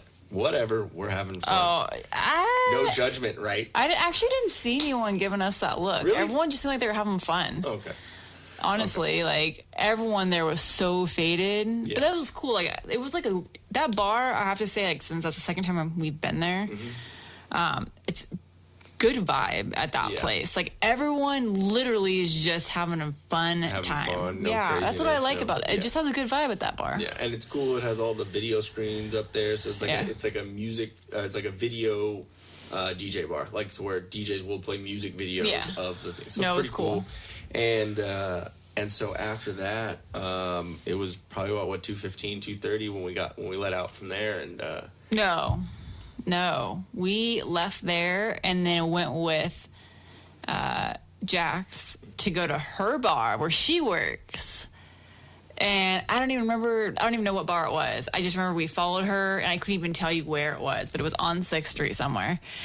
And we went upstairs with her. We got in for free, went upstairs, and then you're like, no, I'm good. I don't need any more. But I was like, I'll do a shot. So then...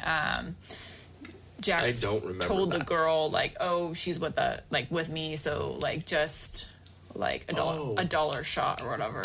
Wait, I couldn't even tell you the name of the bar. Oh, because we were gonna go back to Jackalope, but we couldn't because she got kicked out of there. Oh.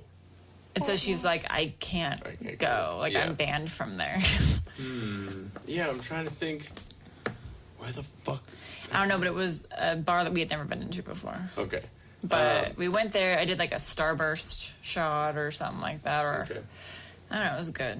Was it like an all shot bar? Did it have like a big like chalkboard with? No, it wasn't the shot bar because that was buckshot. Buckshot. That's where we went after seeing. Poopy. No, that same night we did. Tank, then Liquor Picture, then Tank again, and I was like, "Oh, this is fun being at the door." Yeah, and then that's right. She's like, "Get the fuck out of here! Bringing all the drunk people in." I'm like, "I'm sorry." And then we saw your friend that worked at Cheers. Cheers at the name of the shot bar. Yes. And then he brought us over, and we did shots over there. Oh, at Cheers, that's right. And that was with my buddy John. Then we went to Barbarella. Yeah, and John, my buddy, was like, I came around, give me a big hug. Okay, so I'm like, oh yeah. Okay. So we had a lot of shots. We did a lot of shots that night. All I got to say is we have, good tolerance. And then we're gonna get to the rest of the night. So after we leave, we're like, oh, bye, John, whatever. And so we leave, and we decide it's a good idea to ride scooters. Oh yeah, for some reason we decided not to get an Uber and go back home. Like, fuck it, so we walked like just the block down to Hilton because that's like I wipe my own ass. That's where the Hilton was that we stayed at for the honeymoons. We're like, we just immediately gravitated towards the Hilton, and then you found scooters. That's where the night got hilarious. And what's funny about it is you usually have no balance. Sober. I usually have great balance. And I'm having to watch you. It switched. I got on there and just like fucking Michael J. Fox and that shit. Like, I was able. We're cutting on him in this one. Just saying. Oh, I don't mean anything against him. It's so kind of funny. Anyways, we somehow got home that night. Well, I ate shit. You said once. You I feel only like twice. ate shit once. Really? Promise, because from Hilton, we went down past that barbecue place that we ate at, and then went over to Rainy Street. Yeah, mind you, this is the bars closing. It's bars are closing. People are coming out. The Ubers are in the middle of the fucking road, and we're just like, after I fell, I fell into the middle of the street. It was the slowest fucking fall ever, and I just went. No, but the fall was after Rainy Street. It was. So literally there was nobody around that saw you because so Rainy Street is like if you don't know, Austin is like the hipster area, like the super like you can get a whiskey and Coke for $12. All the bars, like Rainy Street is literally like refurbished houses that were made into bars. Like so it's very, very hipster. Yeah, so all those types of people are getting out. Closing time. Yes. And we are just hauling ass, like over speed bumps, like the fastest you can go on those scooters, being completely drunk and yelling out every word that you should not yell at people in Austin. We refrained from any hard R's. We didn't say any like N-word. We weren't like that. Yeah. We were just like we talked about some G's. We definitely yelled at people to get out of the fucking way, and you're being a little tarded, and but loud and flying down the street. And we were the jackasses at that point, and I don't even really remember really flying down the street. I should kind of remember. Yeah, and then we got down flashes to the end of Rainy Street, and it was a corner, and then you start going towards the side road that parallels the freeway, and then you're behind me, and I'm just going. I don't even know where I'm going. I'm just going, and then all of a sudden, babe! And I hear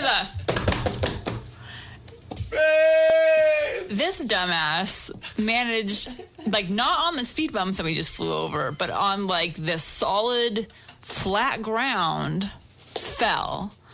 And you're lucky that you were going slow, because you would have ate shit back. Like, you came out of there with like a tiny scratch on your elbow. And then on my leg. Yeah. That little my shin. Oh, and I got my whole right ankle was completely black and blue, because I remember I swung the scooter around and it hit my ankle, and I didn't even know that I hit my ankle until the next day, and I was like, why is my heel like all black and blue? I'm like, oh. Like when you wake up from a blackout, and you're like, oh, I'm piecing it together now. Yeah. So at that point, like, we got you up. You weren't broken, and we got you back on the scooter, and we like, I think you put on maps like where we needed to go to get home. And then, mind you, at this point, it had taken us 20 minutes. I looked on our usage at that point to see like how long we had the scooters. It had taken us 20 minutes to go what should have been like a couple minutes. Yeah, 20 minutes to go a mile. So I don't even know what we zigzagged a lot, I guess. Yeah. But then we somehow, don't really remember too much of that part, but I just remember like we started going on the sidewalk that paralleled the freeway to get home, and then I was like, babe, this is a bad idea, because you can get a DUI on one of those too, and it even tells you when you pull up the app, like, you can't ride those legally when you're drunk. So I was like, dude, if a cop, like, we are so lucky that none of those cops saw us. It was on the side road of the 35, like between between Cesar Chavez and Riverside, those exits. Yeah. So it's literally, and it's pretty skinny on that bridge too. So if we fell, we're right into traffic. So it just was not. Yeah, I was like, okay, this is like, I'm drunk. This is actually. Yeah, bad. I remember I was like, I'm drunk, but I'm still coherent to know that we can get in trouble right now.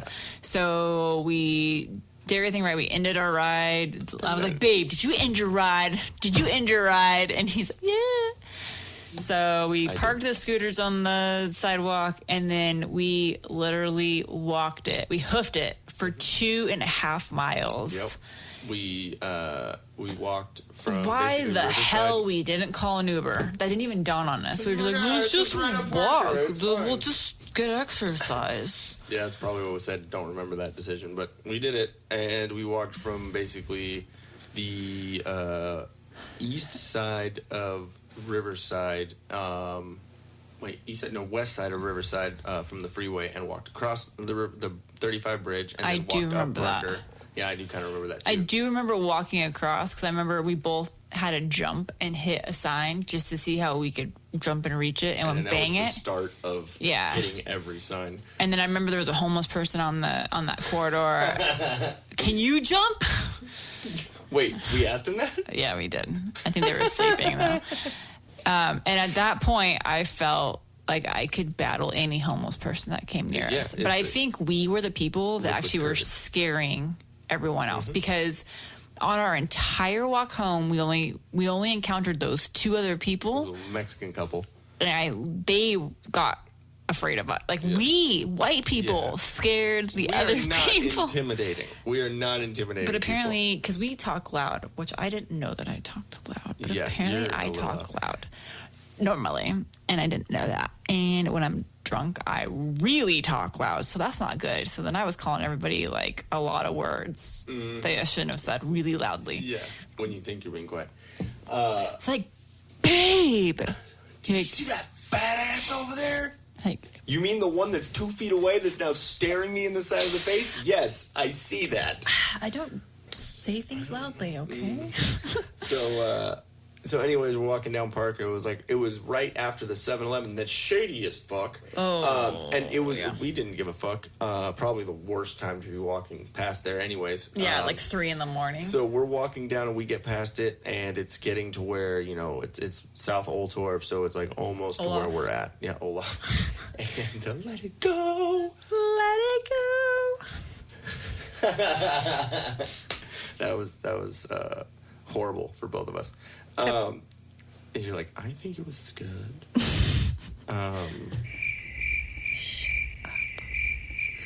Anyways, we were walking past the shady 7-Eleven. And then there was a Mexican couple that was walking in front of us. We were fucking speed walking. Like, we were going. And we just wanted to get home. Yeah, exactly.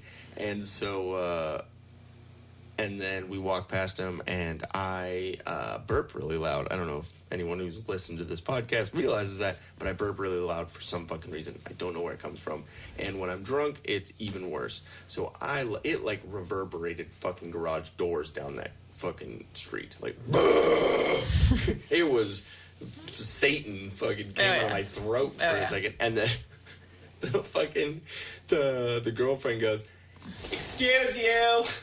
So I was drunk, and I could have said other horrible things, but all I said was, "Yep." But the guy who was like, shut up. Shut up. Like, don't fucking say anything. And then they just slowly... They literally went to the other side. I'm like, dude, so are we like the white crackheads right now? That's literally what they thought we were, probably. Red balls! Give me wings! But anyway, so we finally drunkenly made it back to the condo and ended our night. Woke up the next day feeling like shit. You did. Yeah, and then my dad's birthday was the 23rd, which was Friday, which is cool because he surprised us and ended up showing up.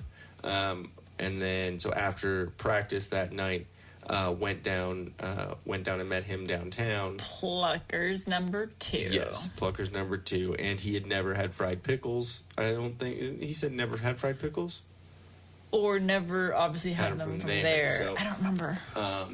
What's really funny is I know we've had fried pickles together there. I just think he doesn't remember it because I remember when he came out, I got him fried pickles. Because remember when we went there the first time for the honeymoon, I said, "Hey, she's never had it. Yeah, they give you a free order of fried pickles." Yeah. So, Dad, I know you're listening right now. You totally had fried pickles before. I just didn't want to. I just didn't want to give you shit, but just gonna give you shit now because it's better time. I guess. Love you. But anyways, it was his birthday, so we took him out to Pluckers, and I want Pluckers. I know it was really good last night. My butthole, when I pooped at work, was not great. That spicy mandarin. But anyways, so we went there, and it was awesome. He had that buffalo chicken salad, which is that salad looked amazing. And we got the little boneless bites, which I just finished those boneless bites last night. Really, really good. If you go to Pluckers, get the boneless wings. They are ridiculous. I don't like bone-in wings. I really don't either. I feel like there actually isn't a lot of meat on them, and they're so expensive. I don't understand it. Actually, they were a lot. They're a lot cheaper than like out here, Yeah, because it was a little ridiculous on prices. But yeah, California. so it's like when you go, like for me, like my favorite appetizer at Chili's is the boneless buffalo wings, and Amazing. And they're like big, huge fucking boneless wings. and they're just so ginormous. crunchy. They whatever batter they use is different. Like everyone's like, oh, it's boneless wings. No, they're in their whole own category. They're so ranch. good. Their ranch, Yeah, is really good ranch. the best ranch, and I'm a ranch connoisseur. Because we'll know the difference. Like if somebody's using that, is it Kraft? Yeah, That stuff's gross. It's crap. No, yeah, crapped, which is what happens later in your pants. So we got to eat there, which is awesome, and then Saturday, day of the show, it was awesome, man. Come and Take It Live is an amazing venue. It sounds Log cabin. It sounds as good on stage when playing as it does out in the crowd. It's just the sound, especially with Anthony Stevenson being a musician and being a drummer and being all that and playing shows, and realizing what the pros and cons are of stage sound and what the right things and the wrong things are to do. It was really, really cool to be able to play there and be a part of it. He's fucking awesome, dude. But it was really, really cool. When we got there, got loaded in, everything, and then you were getting ready, so I went back and picked you up. And once we came back, all the bands started playing. Helisphere was really, really awesome. It evidently was really, really hot because dude took his shirt off within like 2 songs. But I mean, we all kept ours on. Anyways, besides Carp, the guitarist from Bonnie Blue, but literally that is his thing. Every single show he's ever played, he takes his shirt off, and it's like Bert Kreischer. But like, interesting. Yeah, like skinny Bert Kreischer. So Helisphere was good. I think their singer. I think it's the same dude. He tried out for Set Aflame before Johnny B was in the band, and he blew his vocal cords out and had to get surgery. Oh, that dude. Yeah, Okay. I'm pretty sure it's the same dude. If not, they look fucking identically similar. And then Rain played. Was it Memories? Memories of Broken Glass. Yeah. First, right? Second. Yeah. So Memories of Broken Glass. Fucking fucking Thor. Yeah. On bass. Hilarious. Like a little baby bass in his hands. You were standing right next to me and said, "Suck me off." Yeah. And they caught it, but they didn't realize it was me. So they have like a little saying, when they're on tour, and "Suck me off." It's just like a funny little thing, and they were saying it the last time we saw them for our honeymoon. Yeah. And so I kind of caught on to it, and I just said it in the middle of the crowd, and Randy, or Thor, comes over and goes, "Who just said suck me off?" Like, "It's me, way back here." And They he, seem pointed like a fun group. Yeah, they're really cool dudes. Just and, like down to earth. Mike, singer from Rain, used to be their singer fucking way back in the day. Yeah, it was a long time ago, so it's cool. And then Rain went on, and our buddies from the podcast. So if you guys haven't heard the Rain episode, go listen to that episode. I mean, obviously after you finish this one, but go listen to that episode. It's awesome. It's really cool to see them live after all of that, after all the podcasting and stuff. They said they got a lot of good feedback and stuff. People That's actual cool. After hearing their story and hearing everything. The guy who actually started all the started all the issues with Jacob Ashton, the ex-singer, the one who started it, put his name on blast, started, whatever. He didn't realize that he he fucked over Rain more than he really did anything to Jacob Ashton. Like, I mean, obviously, dude moved and he had, whatever, he had to fucking like go under a rock for a minute, but verifiably so. But he didn't realize that was going to happen. So he messaged Rain after hearing the podcast and being like, "Dude, like, I'm sorry. Like, I didn't realize that I caused you guys so much shit when it really wasn't your guys' issue." Yeah. Which is cool. I got to do. I got to be a part of that. That just makes me feel really, really cool. Or feel really like makes you feel really cool. Wow. Just makes me feel like I did something good. It's got those feels. Exactly. Just makes me feel real good that I could help out a friend in some way. Even if it's a little thing like this. But anyways, they are fucking heavy. Yeah, they are. And there was a joke that we had talked about. Someone said that they were trying to explain rain, and and said, "Oh yeah, they tune. They're really heavy. They tune really low." And someone said, "Yeah, but they're not tuned. They're not tuned to a key. They're tuned to a shape of balls. Like it's just big fucking balls. Like it is so heavy and tuned to balls. Tuned to the shape of balls. Like Stevie Wonder, the songs in the key of whatever, key of life. It's just songs in the shape of balls. But yeah, they're awesome, and it's Mike's the singer and just sings, and then Jonathan plays guitar, and Skylar's the drummer. There's no bass or no second guitar, but they have it as a backtrack. But they play it through plays cabs. full. Yeah, it's fucking heavy. Amazing dudes, and stoked to see them. Are they looking for a bassist, or that's just what works for them? I don't know, but if you are, let me know when you're in Cali. I'll play that bass or the other guitar, or whatever. Anyways, and then Insurgents went on, and I caught probably about half their set just because trying to warm up and nerves were starting to get to me a little bit because it was coming up. So they were awesome. Love those dudes. I think they just got signed to Stay Sick Recordings. I think the dude from Attila, his label. And the Ansible, they played at that last show when we saw Memories on our honeymoon. They played that show too, I believe. Maybe I'm mistaken, but I swear they did. Anyways, but they just got signed to them too, which is pretty cool. But Insurgents was awesome, and I believe it was Periwinkle next. Right there, Periwinkle Massacre, which is awesome. Those dudes they shred, and they were around like way back in the day when we used to play, so it was kind of cool to see them too. And then Killing in Apathy, which is Anthony Stevenson's band, and they killed it, man. They were like seeing Anthony behind a drum kit again was cool. It was really, really cool to see like this dude who's owned this awesome production company for 10 years, and he still gets to go back, play drums, and it sounded fucking immaculate. It sounded great. And then they fucking gave him a fucking Stetson and some cowboy boots that had said "Come and take it" on the bottom. It was awesome. That was really cool. You could see him like he was like holding back them tears. Just fuck yo. Wait, I'm gonna walk off this. Yeah. But yeah, it was really cool, man. And then Bonnie Blue, which if you like Southern metal and you have not heard the band Bonnie Blue, go on Spotify, go check them out. Their album is called Attack of the Lot Lizards, which is great.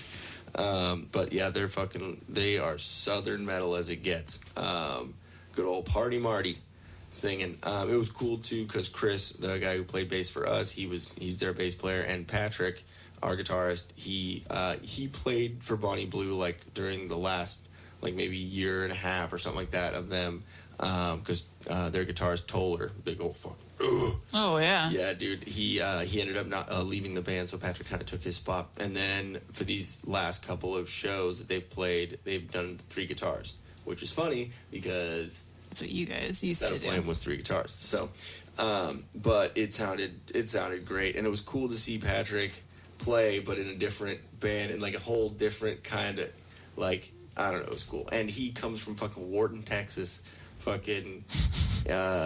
Super country, so it's just cool to see him play that. And then Set Aflame took the stage, and I am still hurting right now from how ham I fucking went.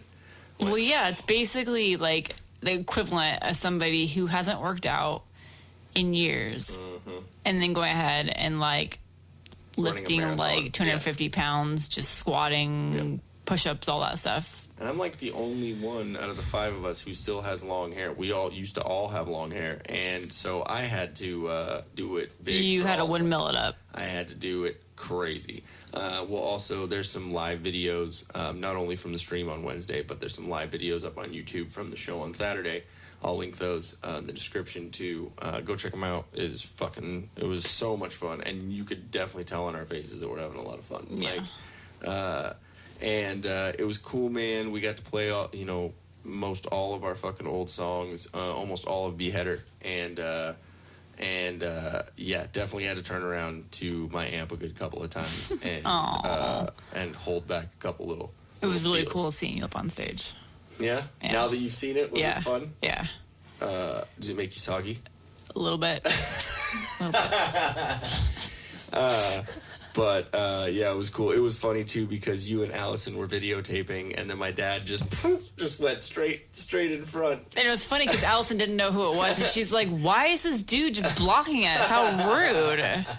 My dad's all, "I don't give a fuck," and he's a tall dude, so you know, like, and that's why you see my camera go higher. Yeah. And by the end of the show, I'm like, "My arms hurt," and she's like, "Mine too." Hint. But no, it was a lot of fun, and Patrick and I had our wireless systems on, so we could switch sides, and it was cool. It just went. It just felt dance exactly. off. Yeah. Oh yeah, pants off, dance off, and it just felt like old times, man. It was just really cool, and then At All Costs just fucking killed it. They're A amazing. long set. Yeah, 18 songs I think is what they played. But yeah, like right before we played, my nerves just got to me, and I just fucking went out in the back and yacked. It just was like a lot, seeing all my fucking old friends and all the people. It was so cool, man. It was all aspects.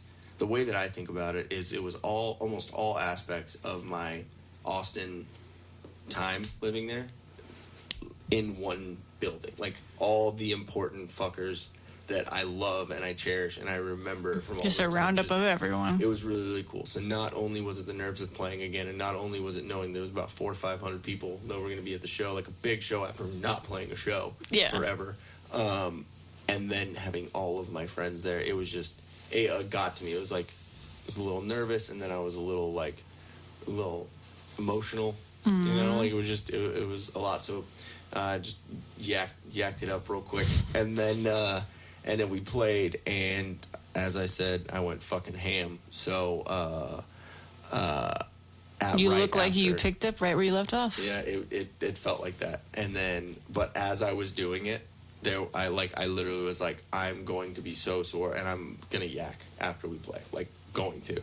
And then that ended up happening shortly after. I was drenched in fucking sweat, and had to wear that Michael Scott.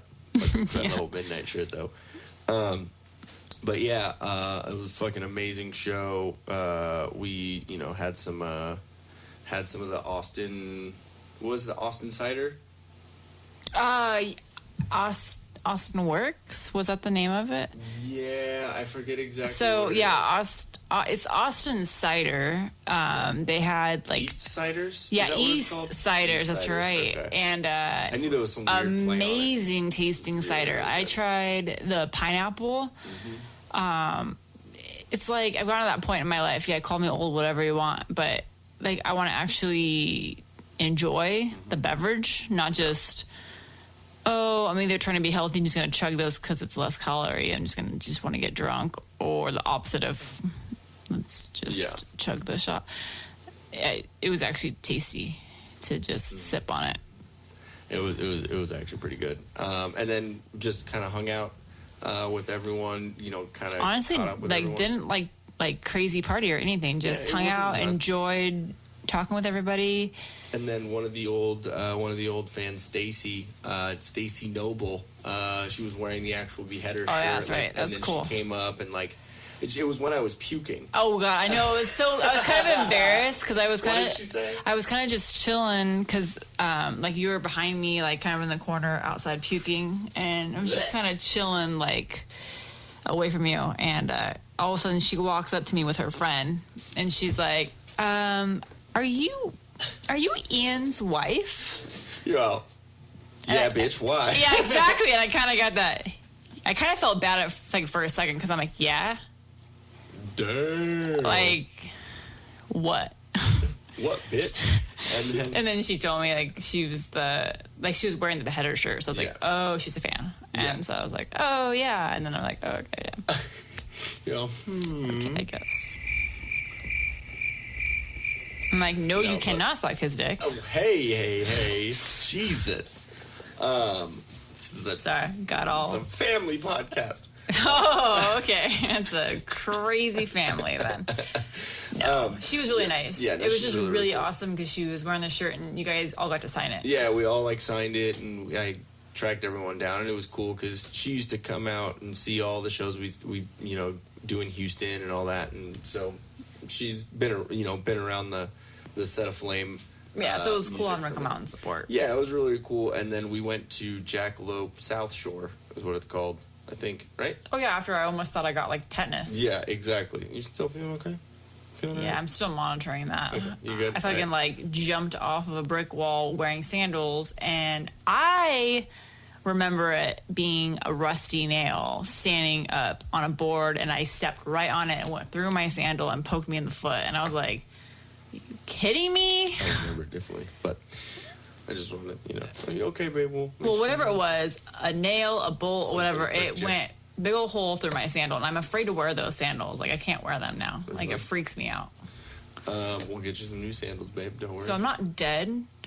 So I don't think I have tetanus. Yeah, you're but fine. they said It's to been wait some 3. days. No, they said 3 weeks is like 3 the incubation period for it. Okay. I haven't gotten Well- a tetanus shot in like 20 years. So if Right in your butt.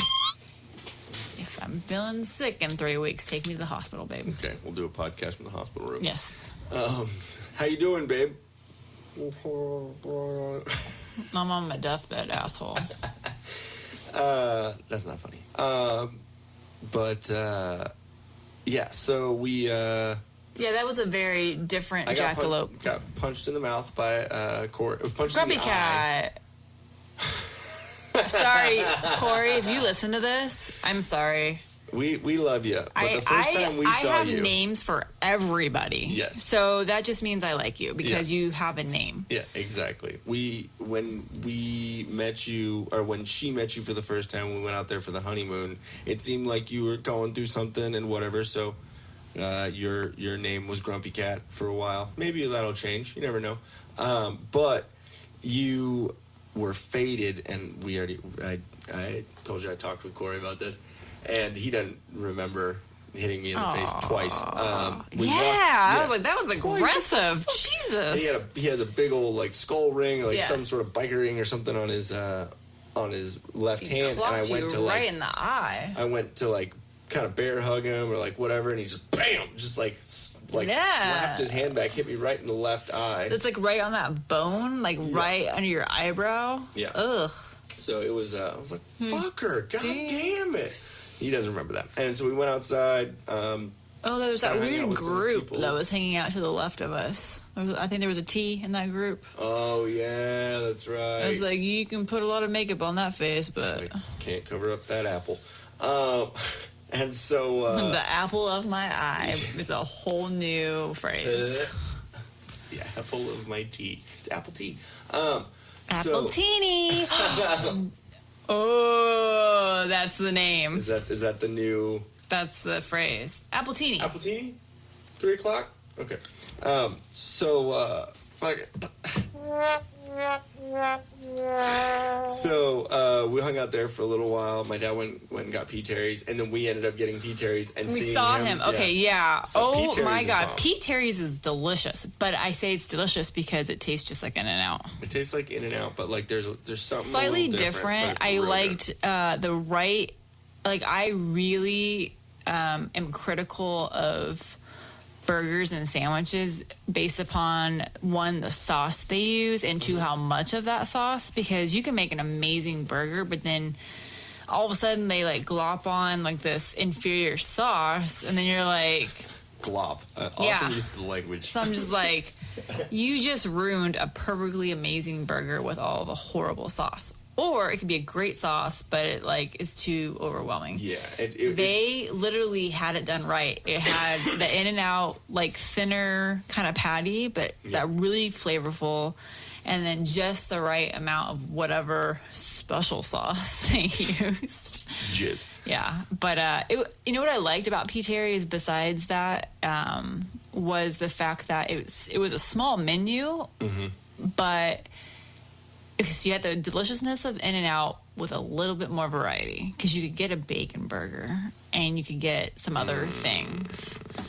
So, and they had a good vanilla shake. Yeah, so it was actually really, really tasty. I don't think we got their fries though. No, I'm not a fry person. I did. I think I got their fries. No, I don't fucking know.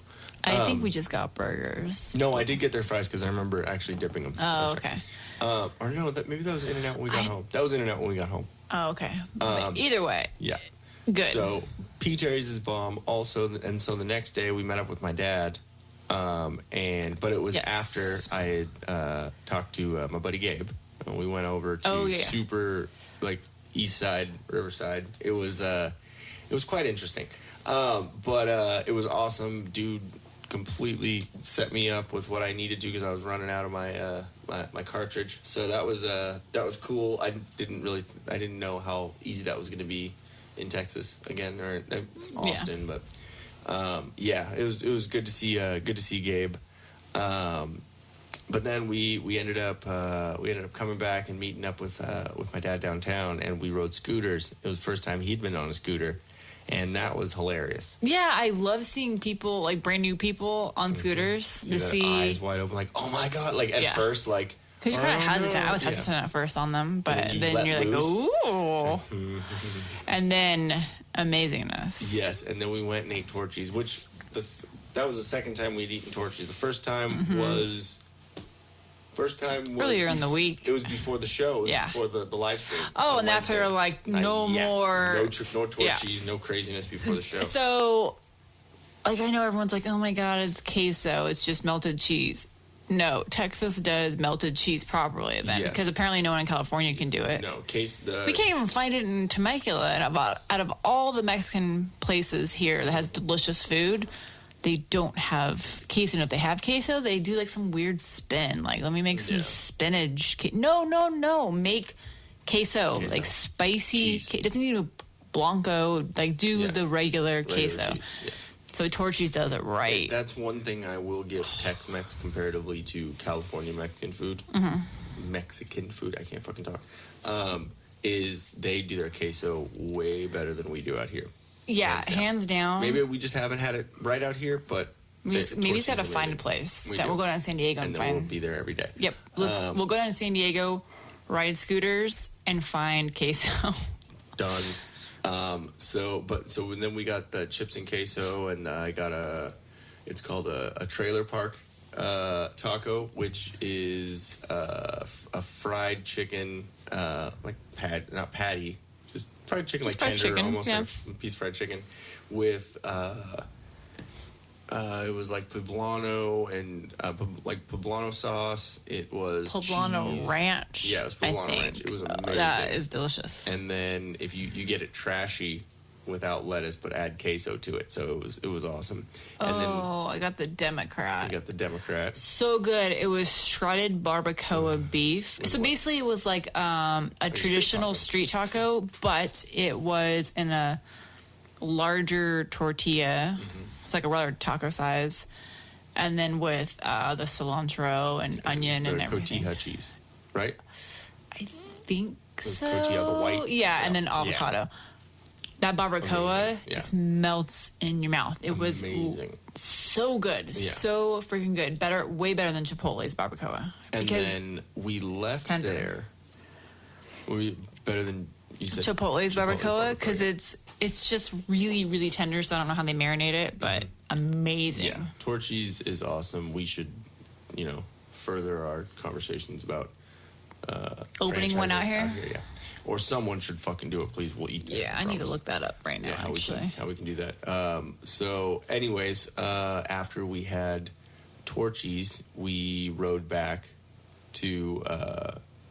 downtown, which, it's a good, couple miles, right? Yeah, I would say like 2 miles at most. Across the Congress Bridge, across the river and stuff. And, dude, my dad fucking flew down Congress. He was like a full light ahead of us after a bit. He just like cross street, whoop, there we go. Oh yeah, he like gone. We're like, what? Huh? My theory is that the Torchy's hit his butthole wrong, and he was farting, and he didn't want to be around us. Fart power. Yeah, exactly. That was what was making him go like 800 miles an hour down fucking Congress. But no, it was pretty fun. And then we ended up just kind of walking around, and we went to the Royal Blue grocery store, and then my dad ended up leaving after that, right? Mm-hmm. Yeah, so he ended up leaving, taking the plane flight home, which is cool. Oh, we had to go home and pack. Yeah, we had to go back and pack, and stay clear of cockroaches, and that was shitty. And then we ended up like, nah, fuck it, we'll pack when we leave in the morning. We like packed up everything in the suitcases and put it all by the door. Just not put it all in the car because we didn't want to leave it outside in the heat and stuff. It was already going to be in there anyways. Well, in that place. Yeah, so we ended up going to the gas station, getting the little things we need or whatever, and then started heading out. And we went to a couple places to see if we could get this certain type of wine for Ron, fat ass wine. It was great. It was when we were driving through Fredericksburg on the way out to Austin earlier on in the week. It was a wine. Fredericksburg is a crazy little. It's like this German town. That's like it's like a winery basically. Like it's almost like a Temecula area, but like a little German town. And random. Yeah, we ended up stopping there on the way back, but they have a winery out there called Fat Ass Winery, and it has the marketing. Or the logo is a donkey, and then it just says fat in the middle. So fat ass. Anyway, so it was really cool. We thought Ron would get a kick out of a bottle of wine or some sort of a little glass or something. And on the way back, when we were driving out, we realized, we got Torchy's. We got Torchy's queso on the way out. I had to. I got that bag of chips and queso. Yeah. And we walked around Whole Foods, which was kind of cool. Yeah. I'd never been in a Whole Foods before, so that was the first time. They're expensive. Yeah. I've heard that from everybody, but they were, just for a salad. It was like you knew they were going to be overpriced, and you walk in and you're like, dang, all right. Yeah. And they had a huge selection of stuff. They had like a fucking bar, like an actual bar in there. It's just nuts. I wonder if that's common at all of them, or if that was just special to... I think it is, because they have one that's downtown off Lamar and 6th, and I think or Lamar and 5th, I think. But I think it's... I think it has all those amenities and stuff. What were you looking up, Mary? So Torchy's doesn't franchise. It's all just privately owned. And they're only in the states of Colorado, Texas, Arkansas, and Oklahoma. They won't come out here? Well, that's what I'm looking at. But, I thought that was just interesting. So it was cool. And when we actually, on the way back, we drove into Fredericksburg, and we kind of walked around a little bit, got gas, whatever. And then we actually we walked by a place that had the fat ass wine there. So we went in there, got a little kind of like a stemless wine glass. It was pretty cool. And then we bought when we went to Total Wine, we got the ciders for and Ronnie. Which we need to go to ours and see if by chance they happen to have that cider. Yes. They had other state ciders in there, so maybe they'll have them here. It's not like just a local thing, but it would be great because that's awesome cider. But anyways, we drove how many hours till where were we? Where did we stop? It was in Arizona, wasn't it?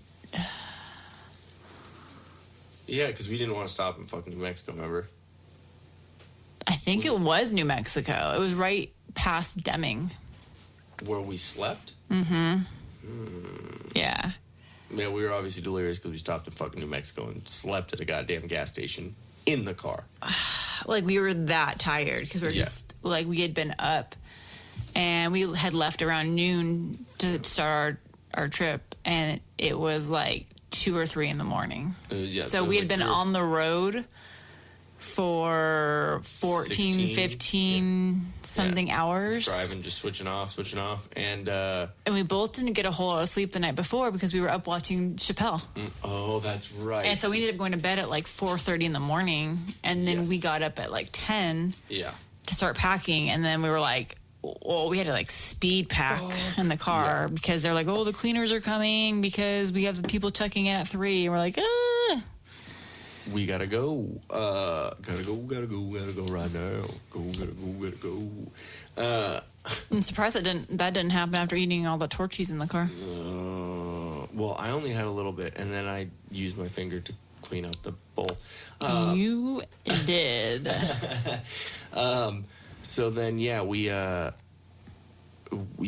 stayed in New Mexico. Evidently, I don't remember being in New Mexico, but my brain wasn't functioning too well at that point. Yeah, So I really think it was in New Mexico still. I'm pretty sure. we stopped at a Love's gas station truck stop, and we slept. It was not like hot enough to where it was unbearable, but it was just hot enough to where every 20 or 30 minutes I had to keep waking up to turn the car on, turn the AC on for 5 minutes. Because you and, just cool it start down. getting that, like... Sweat.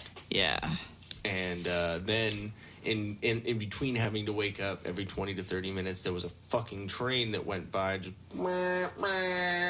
like loud as hell. We were yelling at it, Yeah, like, we were shut like, up! Are you kidding me? So, anyways, we got up, looked haggard as fuck walking into that. Like, I felt super haggard walking into that. Yeah, because my goddamn- makeup was melting literally off my face because I hadn't washed my face in like a day. And so I'm like, I look like a crackhead right now with the like eyeliner all smudged and just, I looked horrible. I was like, No one literally really- didn't care because we were in a noticed it. shit town. The girl that was at the register probably just like went and tied off her arm and shot up and then like came out to pay so I could pay for my coffee and my donuts. like lighting up a light bulb in the back, just. Yep.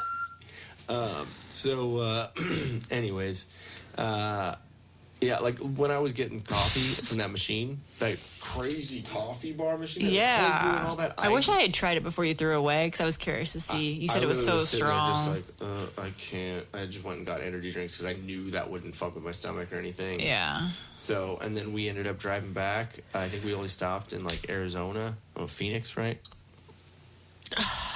We stopped in Phoenix. Yeah, and to I get think- gas. to get gas, and then we got McDonald's. We got McDonald's a lot. Yeah, we got McDonald's actually in fucking Fort Stockton.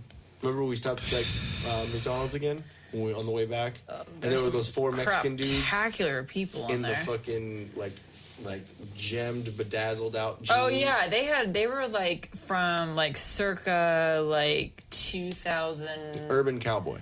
But I Mexican. think. But like yeah, they had some bedazzled jeans for sure. And then like you know how they do up the chrome on the cars? They had chrome on those boots. Yeah, it was bad. But and we got looked talking at. they were talking in Spanish the whole time too, but like kept looking over at me. It was probably because I was stoned and paranoid and in the middle of nowhere. But it just felt like they were saying shit, and I was sitting there like, dude, like you. It was a weird mix Yeah, of it was people. a weird fucking mix of people, and it was just one of those things where I was just fucking. And I on got edge all and- mad because the girl at the register got my drink wrong. And then she was a fucking cunt about it. Anyway. Did I say iced latte? I said latte. Did I stutter? I was like, fucking Stanley. I'm gonna watch you make it so you don't spit in it. I'm gonna shit on your face. That's where I went. I'm sorry. Break off your dumb blue nail. Your coke nail. And she like had the bill like halfway down over. She the ice. looked out of it. She was fucking TikToked for sure. Then we ended up. We didn't stop. Well, yeah, we had to fucking because the 10 was Oh fucking dang! packed. So we No. tried to take. Whoa, you're totally missing something. The crazy gas station that we had to stop at that we didn't realize was like a mile from the port of entry to Mexico. And I was paranoid when we stopped Yeah, there. I went into the bathroom and you stood in there. Well, it was like three. Was it three like Hispanic dudes or was it three Arab dudes? Because it was Mexicans. It was Hispanic. Okay.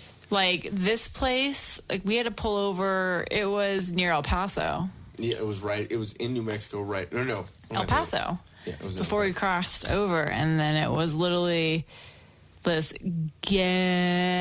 ghetto weird vibe truck stop. That sometimes they do it up with some like gaudy stuff. They had a big old like chandelier up in the. Oh, and that's right. The reason why I realized that I didn't want to get gas, or we got gas, but I didn't want to get energy drinks or to get anything like that from there, is because when I walked in, the Monster cans were all like the funky. Monster Rehab, like the ones that are like iced tea or lemonade tea and energy or whatever. I like them because they don't have like the carbonation. It's a little too much after a while. I already burp enough, but on those cans they're like black topped cans, but then the actual like the bottle, what's the little what do you call that? It's not a bottle cap. It's the little thing to open the drink. Yeah, exactly. The pop tab. The tab. There we go. It's always supposed to be the color.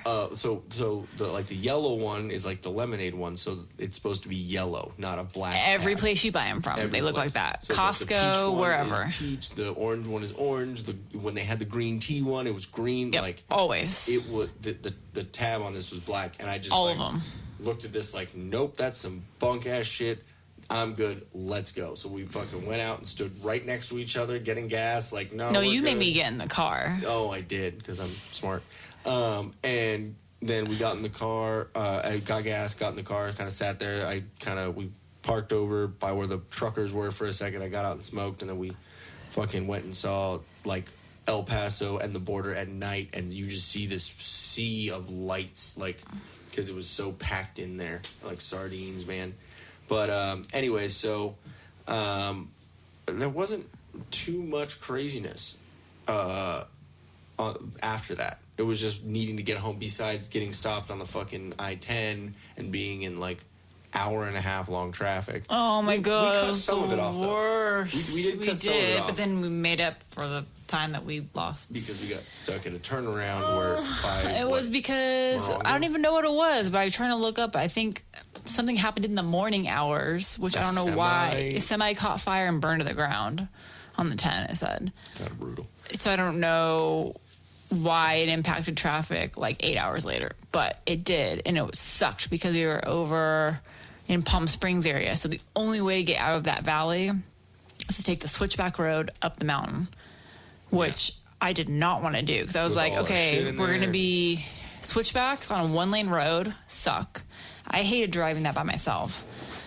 And then we'd have to do that or just suck it up and wait in traffic. So we had to suck it up and wait in traffic. And we were at this point, we were like, just get us home. Like, me and you are like pretty good, and I'm not literally just saying this because we're on a podcast and everyone like listens. Me and you are pretty like-minded. We don't fucking fight.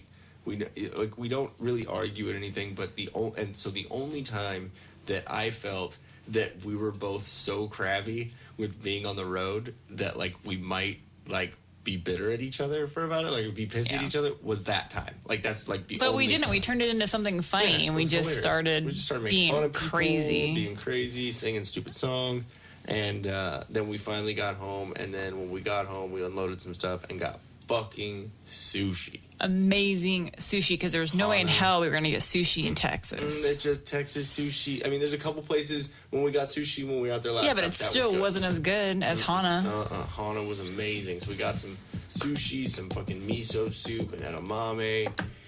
That sounds so good right now. Damn it, it's way late. Too late. So we ended up getting back safe. It was great. We went and got old sneaky fat ass Gonzo a couple days later, and it was I think he was eating some crumbs or something because he's leaving some crop dusting around the house. Bad crop dusting. Like I'm expecting a pool of diarrhea every time. Like he has no shame about it. No shame about it at all. And it's audible lately. It's not silent. It's like I'm like, damn, no, it's like a missile being released. And you're like, vacate. Bomb and it's like shit. a grenade being dropped. The pin is pulled and run. Fire in the hole. Literally, fire in the butthole. But yeah, no. So we're back to regular life. We've had a couple of days of work, and I had 1 day of work. 1 day of work, jackass. But no, I've been back to work for the past couple of days, and it's nice to be back, man. I love vacation, and I love being able to like do whatever we want anytime, and we don't have to worry about it. But it's cool to be back, and I am excited, and I'm excited to get back into doing the podcast every week. Let you guys know what's going on with us, and just want to say again, sorry that we were absent for a couple of weeks because I know you guys are so interested in our lives.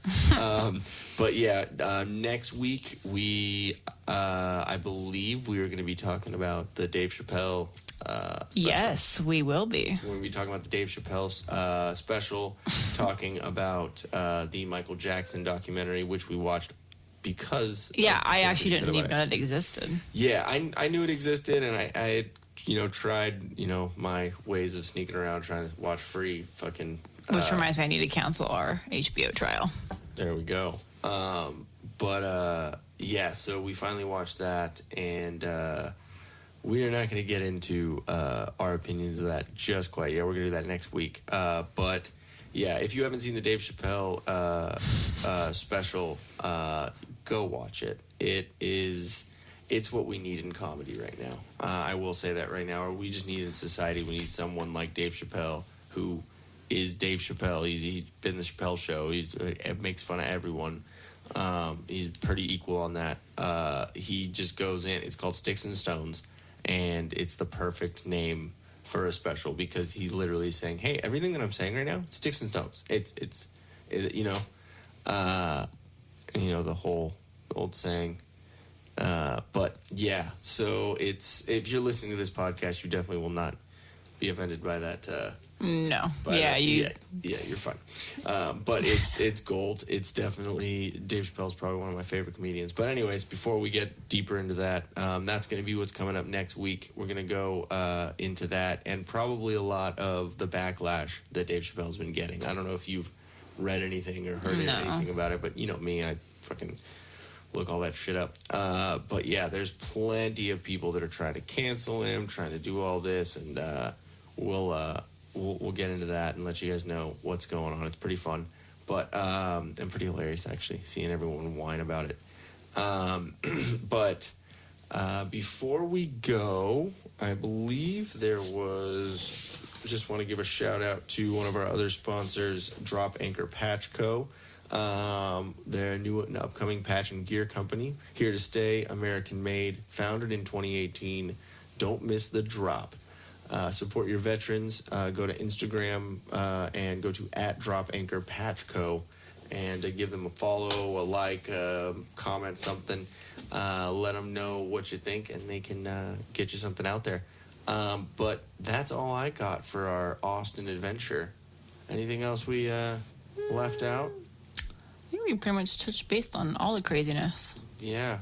I'll, you know me, after editing this and everything, I'll listen back to it, and if anything sparks, we'll bring it up next week. Okay. But yeah, next week is going to be the Dave Chappelle and the Michael Jackson discussion on that, and then I'm really trying to get Patrick Marlowe from Set Aflame on the episode after that. So that should be fun. We got a bunch of other people that we're going to have guesting on here. After that, it should be... I'm liking the future of what's going on with this. So it's fun to be back. But thank you guys for listening. I know that this one went pretty long here. I knew it was going to be long, but... Gonzo's passed out downstairs. Yeah, Gonzo's passed out, I was looking at him. And, running... He just changes sides on which side he lays on. But do you think he changes sides by just farting? He's all... Yeah, it's turbo powered for sure. Because all of a sudden it's like an aggressive switch to the other side. So, yeah. Right. Yeah. There you go. You just totally switched sides. Yep. There we go. Yeah. Was it maybe a little squeaker? No, I think it was a turbo thrust. It tickles my lips. Anyway. So anyways, guys, thank you so much for listening. Make sure you go check out Chelsea Smile Clothing at chelseasmile.co. Use the, I believe it's TDP, right? Yeah, unless they've gotten anything new for us. It's TDP right now. I believe so. It's either TDP, the acronym for the podcast, or till death, all one word, lowercase. Are you looking at Gonzo right now? Yeah.